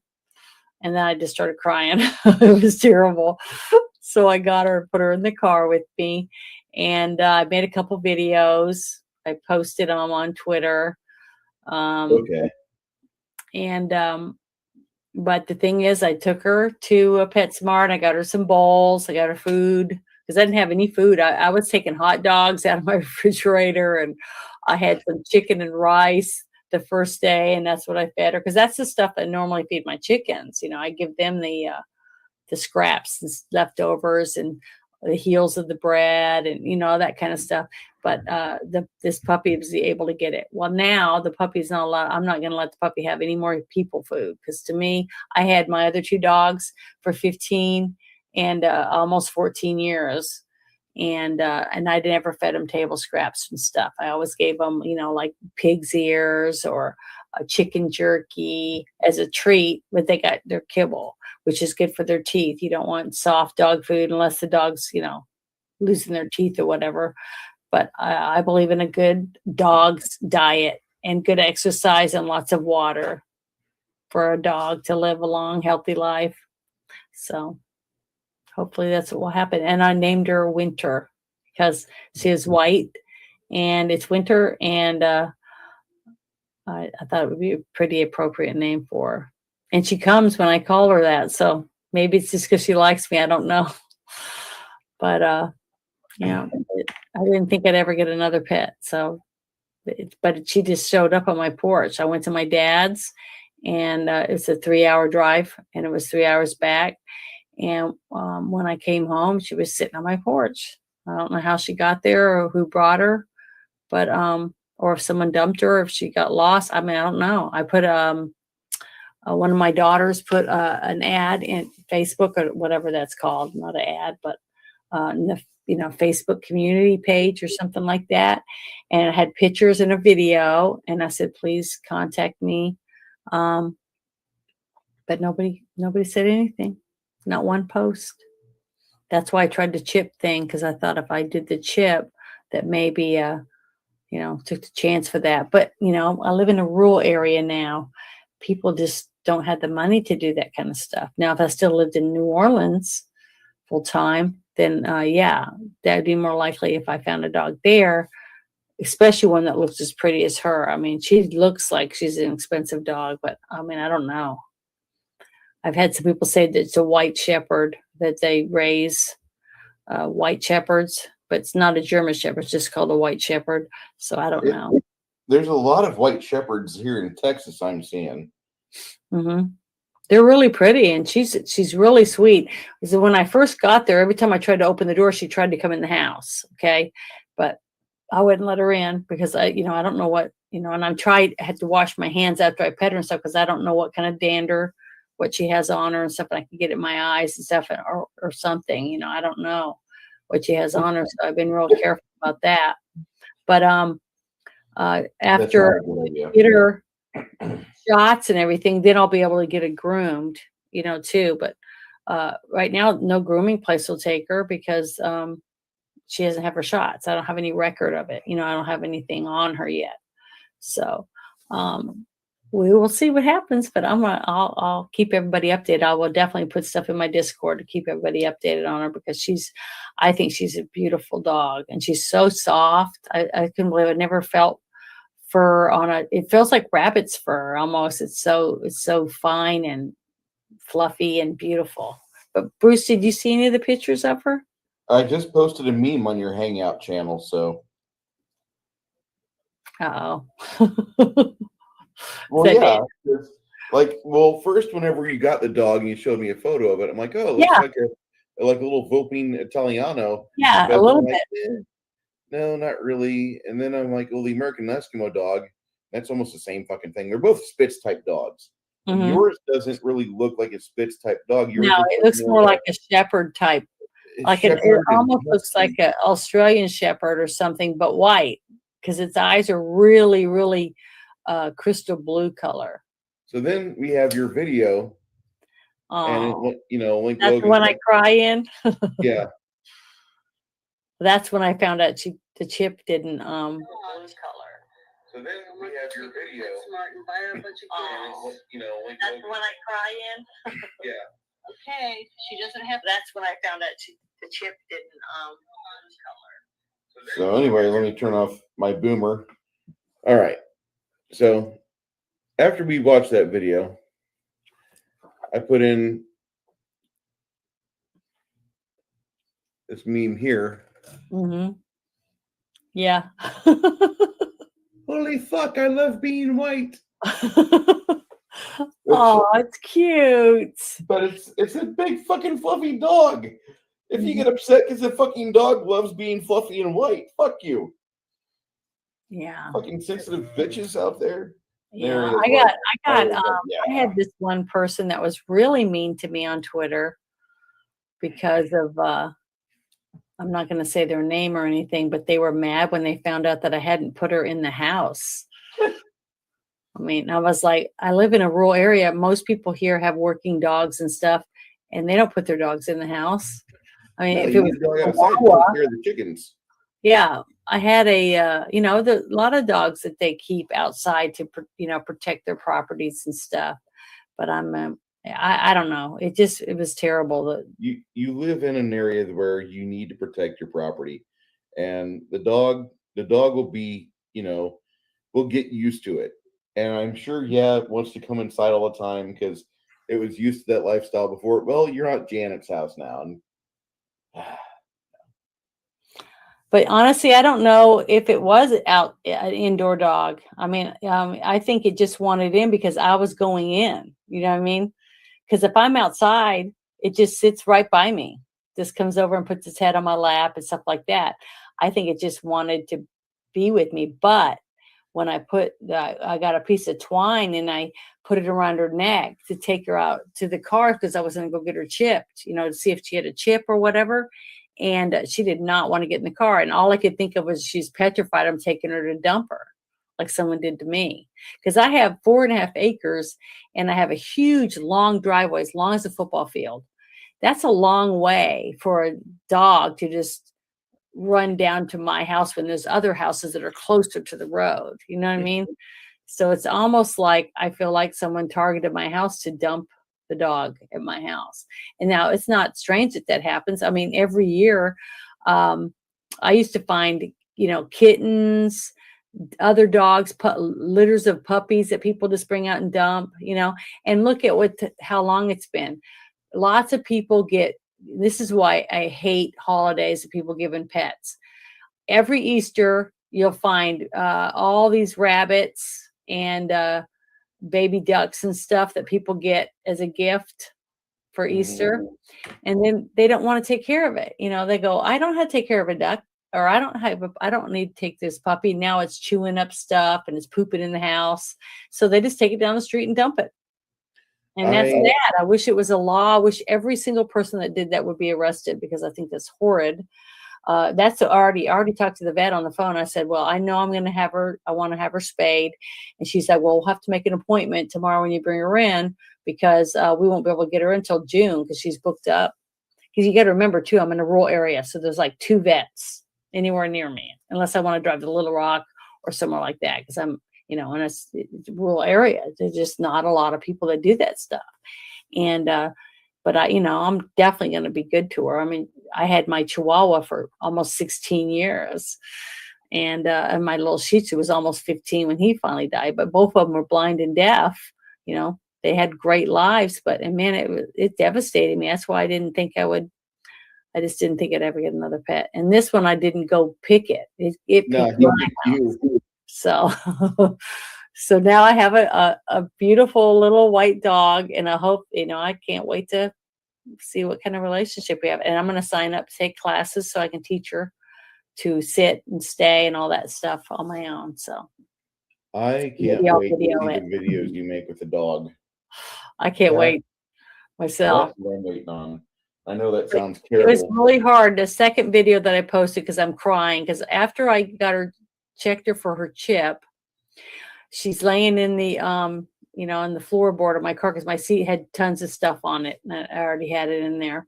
And I'm driving along. I'm driving to go to PetSmart to get some food and a collar and maybe a leash and a few things and maybe some toys or whatever. So maybe she won't chew up the rest of my stuff on my porch. But while I'm driving, I'm thinking, oh my God, I don't know if I want to do this. I don't know if I'm ready. Not because I don't want to take care of it. It's the heartache you go through when you lose your pet. I just went through that, and I didn't think I cried for a month over my stupid dogs. Because, Not a stupid dog. you know what I mean. It's just other people look at you like, some people laugh at me because I have chickens, and I taught couple of my little roosters that I didn't want to kill. I put leashes on them, cat leashes, the little harness, and walked them around every day until they got used to it, and they would peck at the ground and act normal. And then during the Fall Fest, I took them with me on a leash and walked around with them. I was dressed up in one of those blow up costumes, the one that looks like I'm riding an ostrich. Okay. And I had my little rooster walking around, and people were like, wow, this is cool. You got a rooster, a little banty rooster that walks around on a leash. And I was like, well, yeah, I'm trying to find a home for him, but you can't be in the city limits because he crows, even though he's little, he was just little. But I was able to find a teenage girl whose mother would let her have it. So, I took a little extra time out of my life to train a chicken to walk with a lead, so that somebody would want it as a pet and not, wring its little neck or whatever. So, I will do that, because I do want, people to have pets and love them, whether they're a tarantula or a frog or a turtle or a kitten. And I hate it when people don't Tarantula when I was want 19. Yeah, I've had a couple tarantulas. So, I've had a lot of weird pets. But the thing is that, anyone that gets a pet, like for Christmas, okay, you get a puppy or a kitten, and then, 3 months go by and now it's peeing in the house because you don't want to get up every time it cries to go outside, or you don't want to take the effort it takes to teach it to not chew up everything. Because you're not playing with it. Now that it's getting bigger, it's not that cute little baby that wants to lay its head on you and sleep on you. Now you're not interested. And that's the sad thing. They just drive out somewhere and dump it because they don't want to have to clean up after it anymore. And I think that's what happened to her, because she looks, very rich. She looks like someone paid money for her, to me. And that's why I thought for sure, someone would look for her or want her back. And the only thing I can think of is because the first thing she did that I noticed was all the stuff that she chewed up on my porch, and like pillows, a couple of little blankets I had, those little things that you put on your spigots, she chewed up 2 of those. It was just gnawed up. Everything was just chewed all to bits. And I was like, well, that's probably why they got rid of her, because she probably chewed up stuff.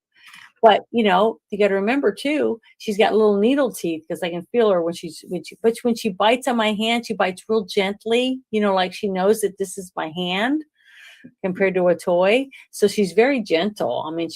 She's sweet as can be. I don't know. I just don't want to, what I'm afraid of, and this is what I told the people when I went to buy her bed and all that stuff for her, was at PetSmart. I said, if I put that in Facebook and I did all this different stuff and nobody's contacted me. So they said, well, take the ad off of Facebook now, because you do have proof that you tried to do that.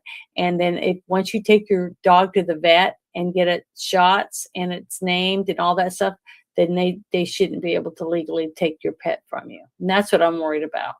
And that's one reason why I tried not to pet her and spend, that kind of time. Just gave her food and water and just kind of like said, don't jump on me, that type of thing. Because I don't want to get attached to something and have somebody come and say, that's my dog, I'm going to take you to court, or whatever.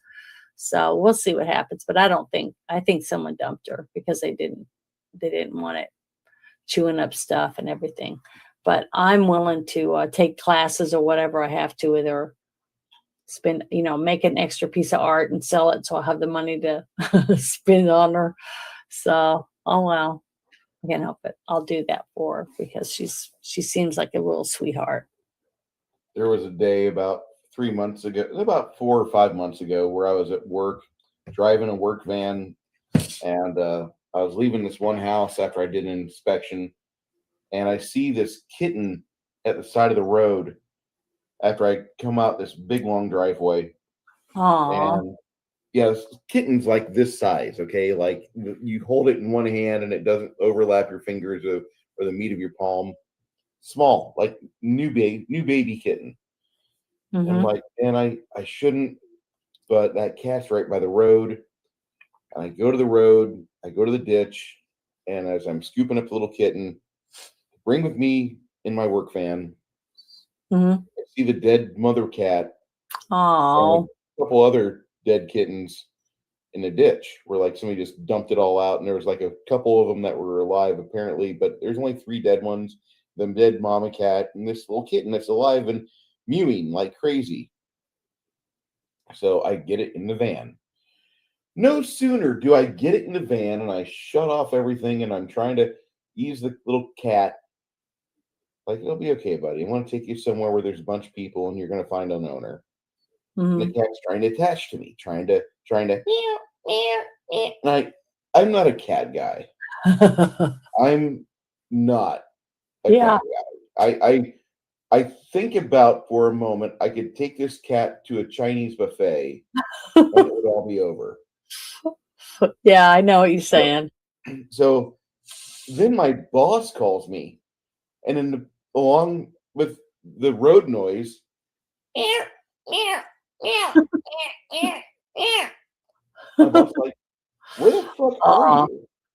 I'm like, do you have a cat in the van? No, sir, I do not. There better not be any cat piss in that van. No, sir, there won't be. Don't worry. Yeah. And I get into New Braunfels, which is like people rich. Travis is like, Bruce is chest feeding it. We know he was. No, I'm not. And this cat, I grab it, a bottle of water. I cut the bottle of water in half so it can drink. And I buy it a $10 bag of kitten food, little stars, crunchy stars. And I put it on the sidewalk and I immediately run back to the van and I hear behind me, and it runs back to the bag because it like, so I have time to get in the van and slam the door shut and take off. And as I'm driving back past that area about 20 minutes later, I see this old lady carrying the kitten. I'm like, yes. So I know. Yeah, but you left it with food, and that was sweet of you. Oh, it wasn't. You pay them to leave, and that's the moral of the story, I guess. But I'm not a cat guy, but I didn't think it was right for this cat to be in the middle of the country where like a half mile over there is a house that this is connected to, this driveway, and the cat's not smart enough about that. The cat's 3-4 weeks old. It's a dumb creature. So let somebody else have it. I don't need that level. I don't like cats anyway. I don't ever want a cat indoors. Well, I have to have cats outdoors because I'm allergic to cats really, really bad. I am getting shots, and I've been doing it for 6 years, and hopefully it'll get down low enough to maybe I can have a cat because I love cats. I think I love animals. I'm allergic to chickens too. But see, when I go out to the coop and I get the eggs and stuff, I wash my hands and I don't touch my face. I'm very, I'm used to it. But what happened to me was I had a mom that had some baby chicks, and then she got killed by something.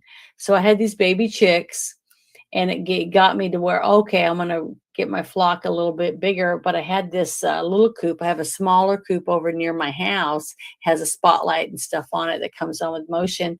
But I had it these little things stuck way down deep all the way around the thing, so creatures couldn't dig. You know, they have to dig a foot, at least a foot down, to be able to get underneath. And I'd done all this extra stuff, and then I had a bungee cord over the nesting box to keep it shut, and a few other things like that. And I had the heating lamp in there for the chicks and everything else. And I was feeding them. I had food and water in there. But then I'd go out there and it'd be like 2 chicks missing, but there was no feathers or nothing. They were missing. And I was like, is it a rat that's, coming and getting them or whatever? And the next thing I know, I didn't have any chicks. So I was really depressed and everything. So I went to the chicken place, that they sell feed and all that stuff. I think Atwoods or something like that. And I bought some more chicks. Well, over this course of this stuff happening, I had bought 20 chicks.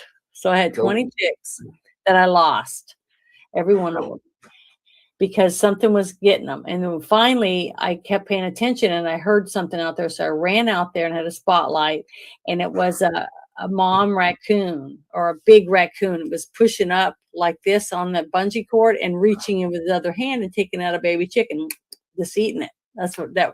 So I had my little it's like an air pistol with the big pellets, and I started shooting at it. And I know I hit it because I heard it go make a noise like I hit it.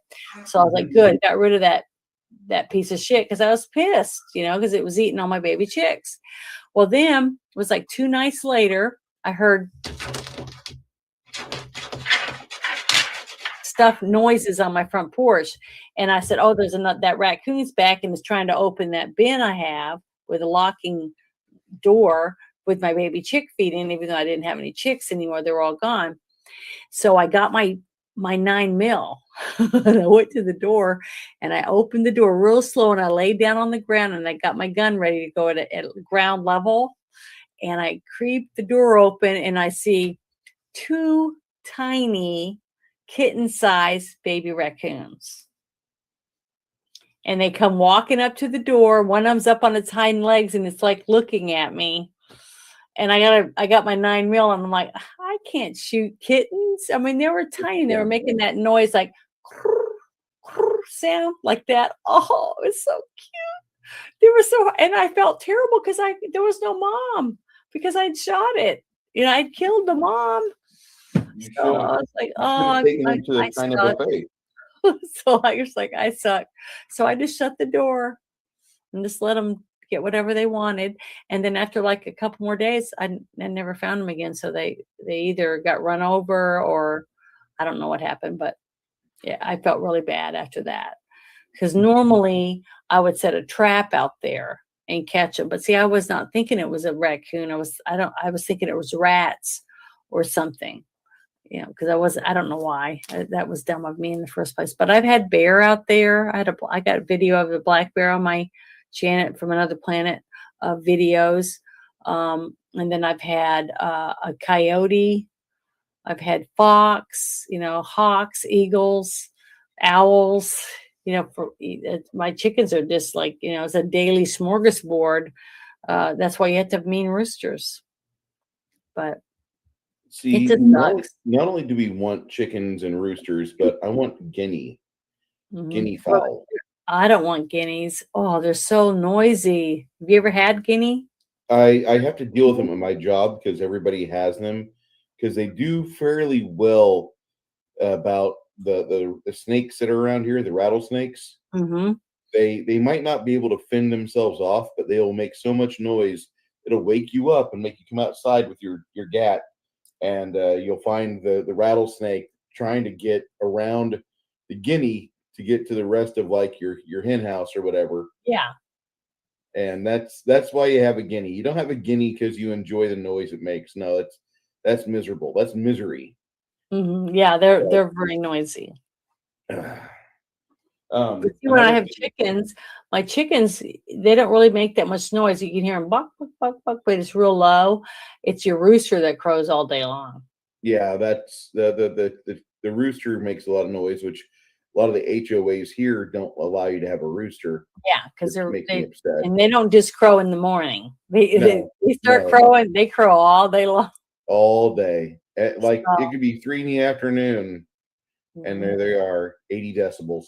but he's got them long spikes on his legs, and then he'll stand up and go whack whack, and he'll spike you good, so it hurts. All right, if or whatever predator. We'll go to the price of porkers there at the markets for the morning, and coming up in just a few moments, we're going to have a moment from Rush Limbaugh. Stay tuned. Okay, Janet, next week, what do you want us to watch? Well, I have it in between two movies, and I couldn't really pick one. I don't know which one to pick, so I'll say the two names, and then you guys can tell me which one you want. Okay, I've been thinking about wanting to watch Labyrinth. David Bowie is the Goblin King. Yeah, and the other one is Legend. All right, guys. So those are the two that I've been really thinking about, because I told you a long time ago those are two of my favorite movies. Even The Dark Crystal's a good one too. But those are the two that I'm thinking about. But I just can't pick my. Oh, I'm having a hard time because I just love Tim Curry, but I also love David Bowie. So those are two really good movies, I think, for my type of. Those are iconic 80s films. But we got two for Legend, one for Labyrinth. Okay, so let's go we'll go for Legend then. We'll go for Legend. Okay. I was going to give it till 21:30. Okay. Well, we'll just wait and see then. We'll wait and see. But I'm not going to be disappointed with either one of them because they're good.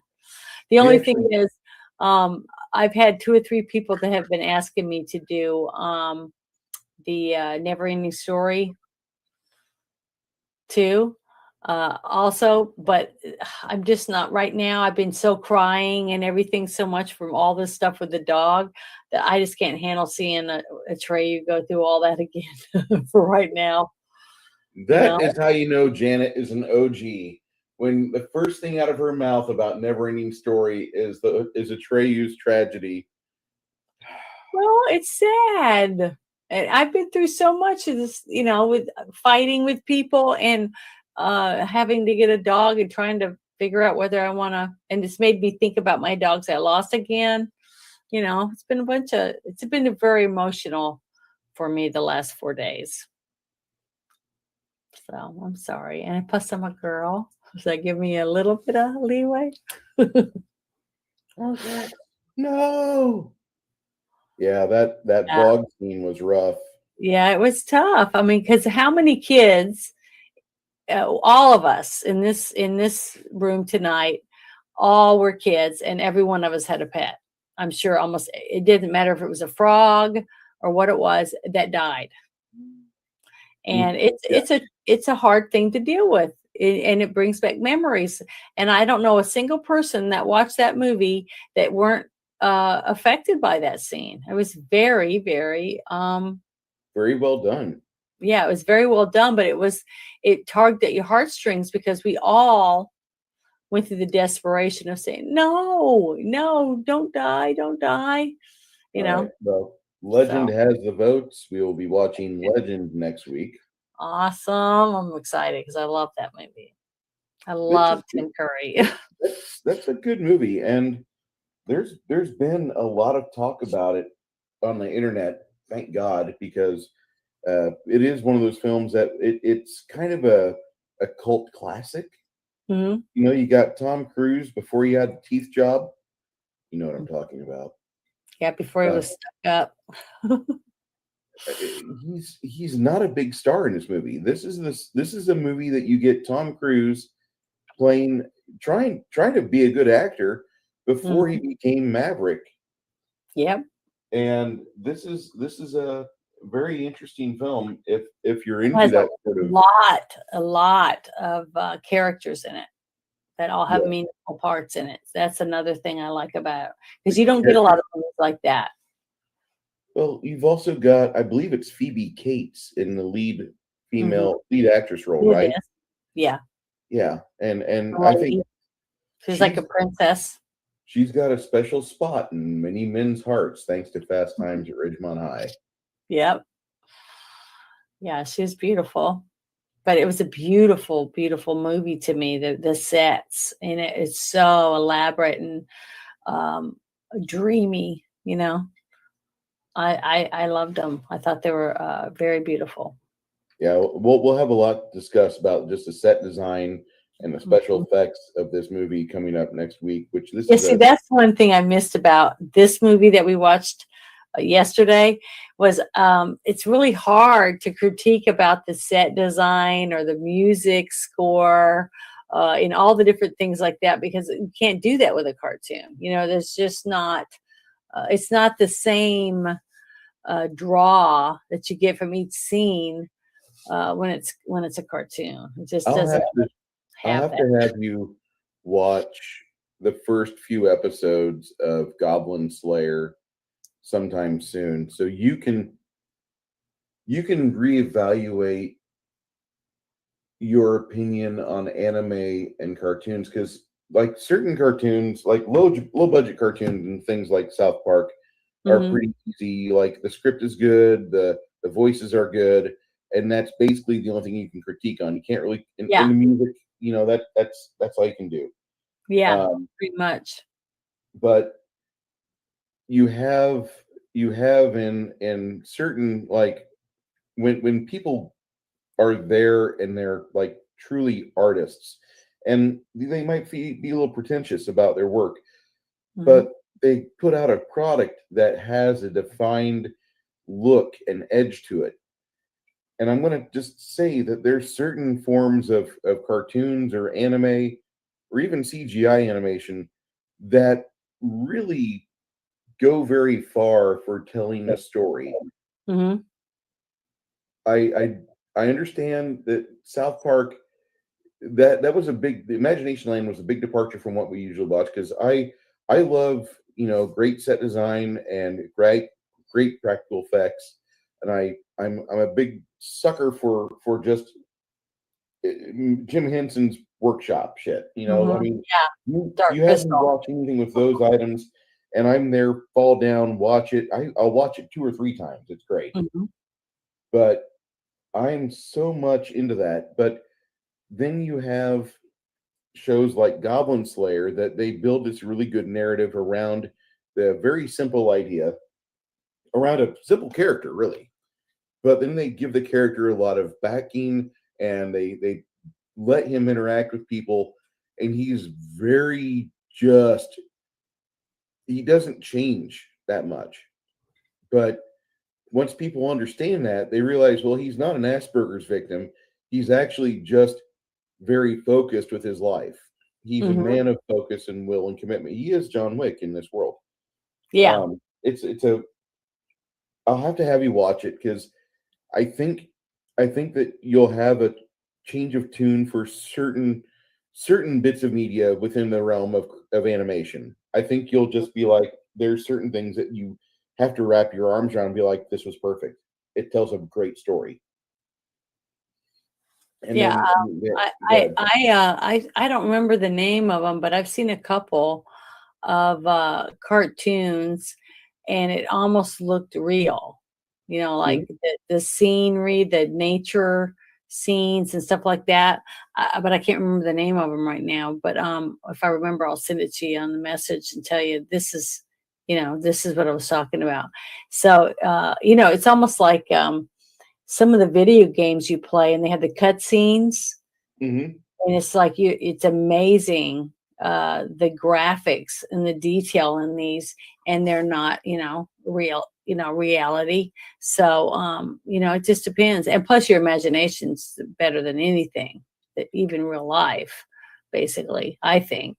But like the new Dune that came out, I was really going, because after seeing the original Dune, the scenes, the scenery from the planets and things like that, the visual effects were like awesome. So like the first Avatar, I thought was really good, just because of the way they were able to pull you into where you are supposed to be in your mind to visualize the beautiful colors and everything that you had on the planet they were on, that our government supposedly was raping, for the for whatever they could get out of it. So I don't know, but it is nice though. It was a good break from all the other movies that we've done to actually just watch something simply for the entertainment value of it, period. You know what I mean? Yeah. We don't get to do that very often. And we sat not side by side, but screen by screen and laughed our ass off because it was really funny. Laughed at the stuff that we probably shouldn't laugh at, or that our pastor would probably say, that wasn't very good of you to do that. But it was funny. I mean, it was very entertaining, and I'm glad I watched it. I enjoyed it. I'd never seen it before, but I did, I do know South Park. So yeah, I'm a big fan of anything right Parker and Stone do. So there was a concert that they put on last year in Colorado celebrating all the years of South Park, and they had a really good production. They had some really good background singers. They had a group of like 5 ladies all dressed up like they're basically from South Park, because they're all in puffy little jackets. yeah, And you could tell that when they were singing, they kind of let their personality out, because they all had spunk, And then you had Matt and Trey doing their various work on their instruments, like a piano and a guitar. But then they brought in Rush. Yeah, they did that song live. Out so I could wave them around. And it was just a blast to watch. I'll have to send you this video that they broadcast live on YouTube, which I'm sorry, I know a lot of us don't really like YouTube. I don't really like YouTube, but I do like as a means of sharing something that can spread joy. That's what it's supposed to be there for. And this was a really good concert. In the very end, they did the encore song, which was Team America. Mm-hmm. And it was fucking amazing. Yeah. Sorry. So no, I thought Team America World Police was a hoot. we're gonna talk about that here. Yeah, we're gonna have to watch it too. I mean, that was another movie that I think, after we do so many movies, to do something we know we're just gonna bust a gut on because it's just so ridiculous. But sometimes you just need that type of entertainment, and that's why I can understand why people like what was the name of that movie where the one guy's naked and he's running down the street. It was a huge comedy hit. I can't remember the actor's name. Talking about a Will Ferrell movie? Yeah, was it Will Ferrell? I can't remember. I think it was Old School. Yeah, something like that. But you watch that type of movie for one reason, and that's just to laugh your ass off and just not think about nothing. Just to stop thinking about everything, just to laugh and forget about all your problems, just for a short amount of time. And that's what you need. Everyone needs that sometimes. I mean, like Top Gun Maverick was great, but it's not a movie you go there to just, forget about everything, because it brings up a lot of things that remind you of what's going on, where we're at, when it comes to having to, deal with everything in your life, the problems and stuff that come along with greed and jealousy, someone dying, things like that. But a dumb, goofy movie like that really has no basis on reality, because it's puppets, the puppet sex scene, it was just, I just They'll never do another Team America World Police. The amount of grievances they have about working with puppets. No. Yeah, but it doesn't matter. They don't ever have to do it, because I don't think they could ever make one as good as that one. Flavy, have a good night's rest, bud. Catch you tomorrow, sir. Thank you for joining us for our rants. Yeah. I would recommend anybody who has the ability to watch Imaginationland to go see it. I would give it a 8 out of 10. Janet, how would you rate it? I would give it a 9, because to me, there really isn't a way to critique all the other things that you would normally critique in a movie. It's like you just said, there's only really 2 areas that you could critique it. So that made my numbers go up, because there really wasn't much that I could say was terrible about it. You know what I mean?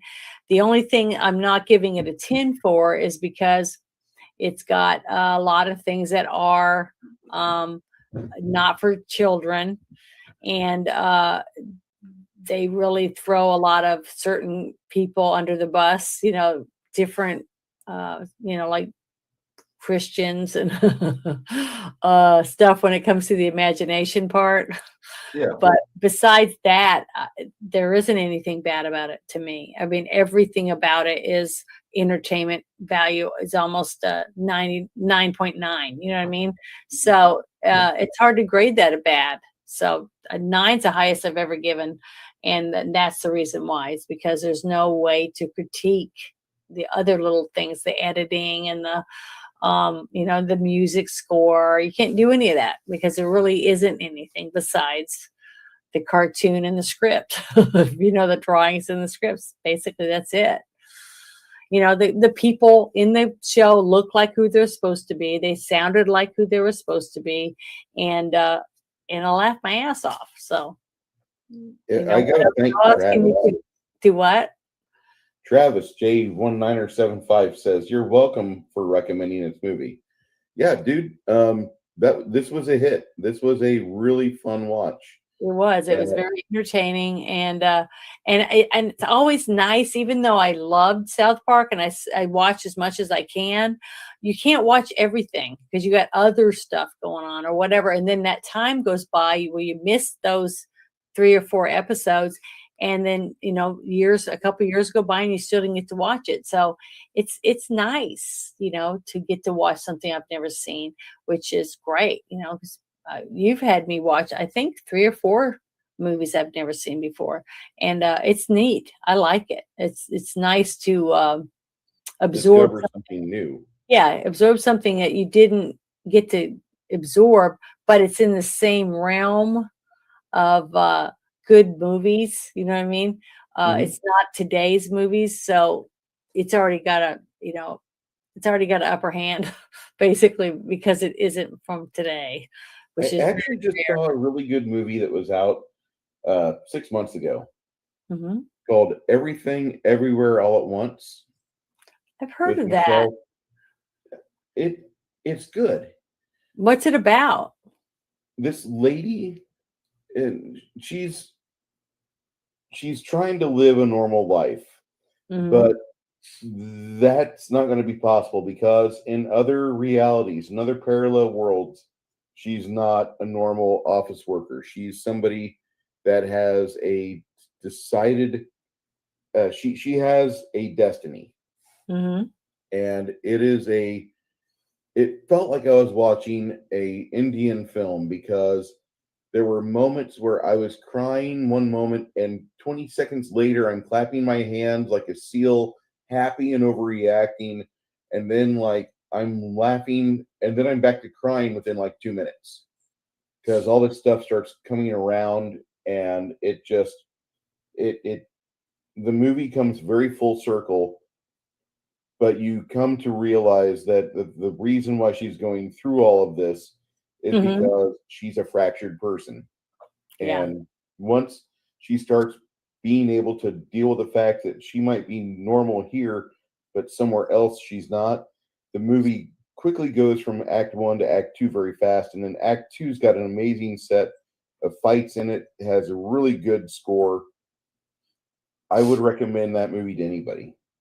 Michelle Yeoh and Short Round are in it. Yes, it's probably the best movie that came out in 2022, except for Top Gun Maverick.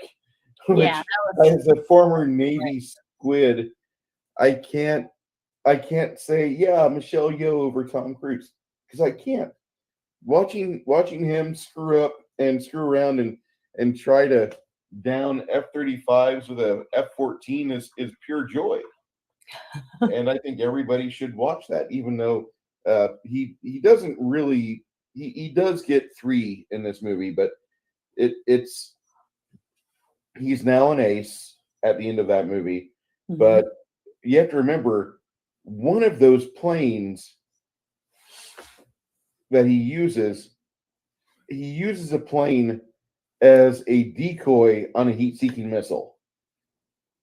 As it's coming around, he goes behind another plane and lets the missile take the burning wreck that's getting ready to break up, and he gets rid of that chasing missile. That he does a good job of using his tools to best visibility, but he doesn't technically shoot that one down. Just keep that in mind. It's really good. It's really good. But I have to remember. And Top Gun Maverick was all right. I have some critiques about that film, mainly the sounds for the Gatling guns. I just saw an uploaded version where somebody added in some ADR, and the nose cannon on the F-14 sounds about right now. Mm-hmm. Yeah, Maverick is the closest the Navy get being a real military service. Yeah, fuck you. Yeah, but see, my dad. I grew up in the Air Force. My dad was in the Air Force, and everyone always made fun of my dad when they would go to the. I guess it's called the NCO club, something like that. Yeah, Non-commissioned officers club. Oh, okay, yeah, okay, non-commissioned officers, whatever that means. But they always get picked on, the Air Force, by all the other branches, saying they were the Cadillac of military or whatever. I don't know what that they weren't really in the military and stuff like that. So if you saw on an Air Force base the food that the Air Force eats, and then you went to an Army base and saw the food that the Army eats, or the Marine Corps, if you saw what they made them eat, and then you look back at the Air Force home cooked meal, you get kind of upset. I'm just gonna say that the Air Force knows how to spend their money. The Army, the Marines, not really so much. And I'll say as a squid that the larger ships do not feed you as well as the smaller ships do. The smaller the ship, the better the cook. yeah, well, it's easier to make good meals for small groups of people compared to a giant, pans full of beans and stuff like that. It's just not as tasteful. Yeah, it's not a lot of handmade stuff. It's a lot of canned stuff, when you got that many people that you had to feed. But I just remember my dad, going to work, and a couple of times I got to go with him, and I get to feed the snakes and stuff because he was jungle survival instructor. So, I take a bunch of rats into and drop them down into the snake pens and stuff like that. I thought it was really interesting. And I remember one year on the Air Force Base, and it was career day, and you got to pick what business you wanted to go to, because it was going to see if you want to do that as a career. And me and my best friend, we picked the morgue. So we were able to go to the morgue and spend the whole day at the morgue. And that was super cool. I wish do they still do that now in school? I don't know if they still do that. When I was in my junior year, I went and did a full day at a radio station. And that was fun for me. Mm-hmm. I did 2 liners, and I did 1 station identification, and then I did some other things, but they wouldn't let me on because they're like, you're 17, you don't know anything, you're boring as hell, get out. And I'm like offended. And now that I'm in my 40s, okay, I get it. That's that. Have a good night. Thank you so much for being here. We should probably start wrapping this up, Janet. It's over 2 hours. Yeah. I'm almost done with my next monster I'm going to eat your ass with. Well, I got eaten. What was it? Big ice worm, whatever it was called. Yeah, the big remor has. Yeah, I got eaten and died. It happens. My first death. That happens. Hopefully you guys roll better next time. Yeah, that sucks. Now next week is the 3rd. Yeah, looks like it's going to be the 3rd of March, I think. Uh-huh. Yep. So we will be have, or yeah, the 3rd of March. No, my bad. It'll be the 6th of March. I apologize. And we'll be reviewing Ridley Scott's Legend, starring Tom Cruise, Phoebe Cates, Tim Curry, a host of other people, and a lot of money went into their practical effects department. So you can expect to hear me special effects. It's gonna be really good. very happy. But, yeah, I'm excited about it. Yeah. Huh? Now, I want to ask a question before we leave. Is Saturday our time on or not? Yes. Okay. This coming Saturday, the I don't want to be late because I want to be early so I can spend some of that money because my bag weighs too much. Okay. Crazy.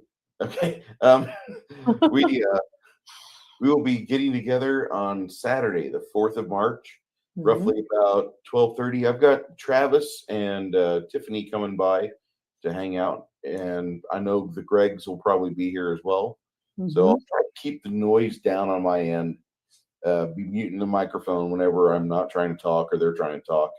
But that because I know whenever we get the Gregs together, you have to split them apart. Otherwise, they're just like talking the whole time, like the 2 kids that never shut up in study hall or in any other class. But they're good guys. And then Travis will be there, and he'll be wanting to interact and do things. His girlfriend, his girlfriend's going to be in as well. So we will be having a big house over here. Looking forward to it. After Saturday, be back here next Monday night, 7:30 Central Standard Time, or 19:30 for those of you that enabled with a DD214. Be here at approximately 19:30, like I said. We will talk about that movie Legend. And I thank you so much for being with us. You've chosen to spend your evening with us, and you don't really understand how much I want to shake your hand or give you a brotherly hug or let you have some of this amazing tea, because it really does mean something whenever I get, 10, 12, 15 people watching us over the course of like 2.5 hours. I thank you. Yeah, it's awesome. Thank you guys for showing up. Be well, everybody. Be healthy.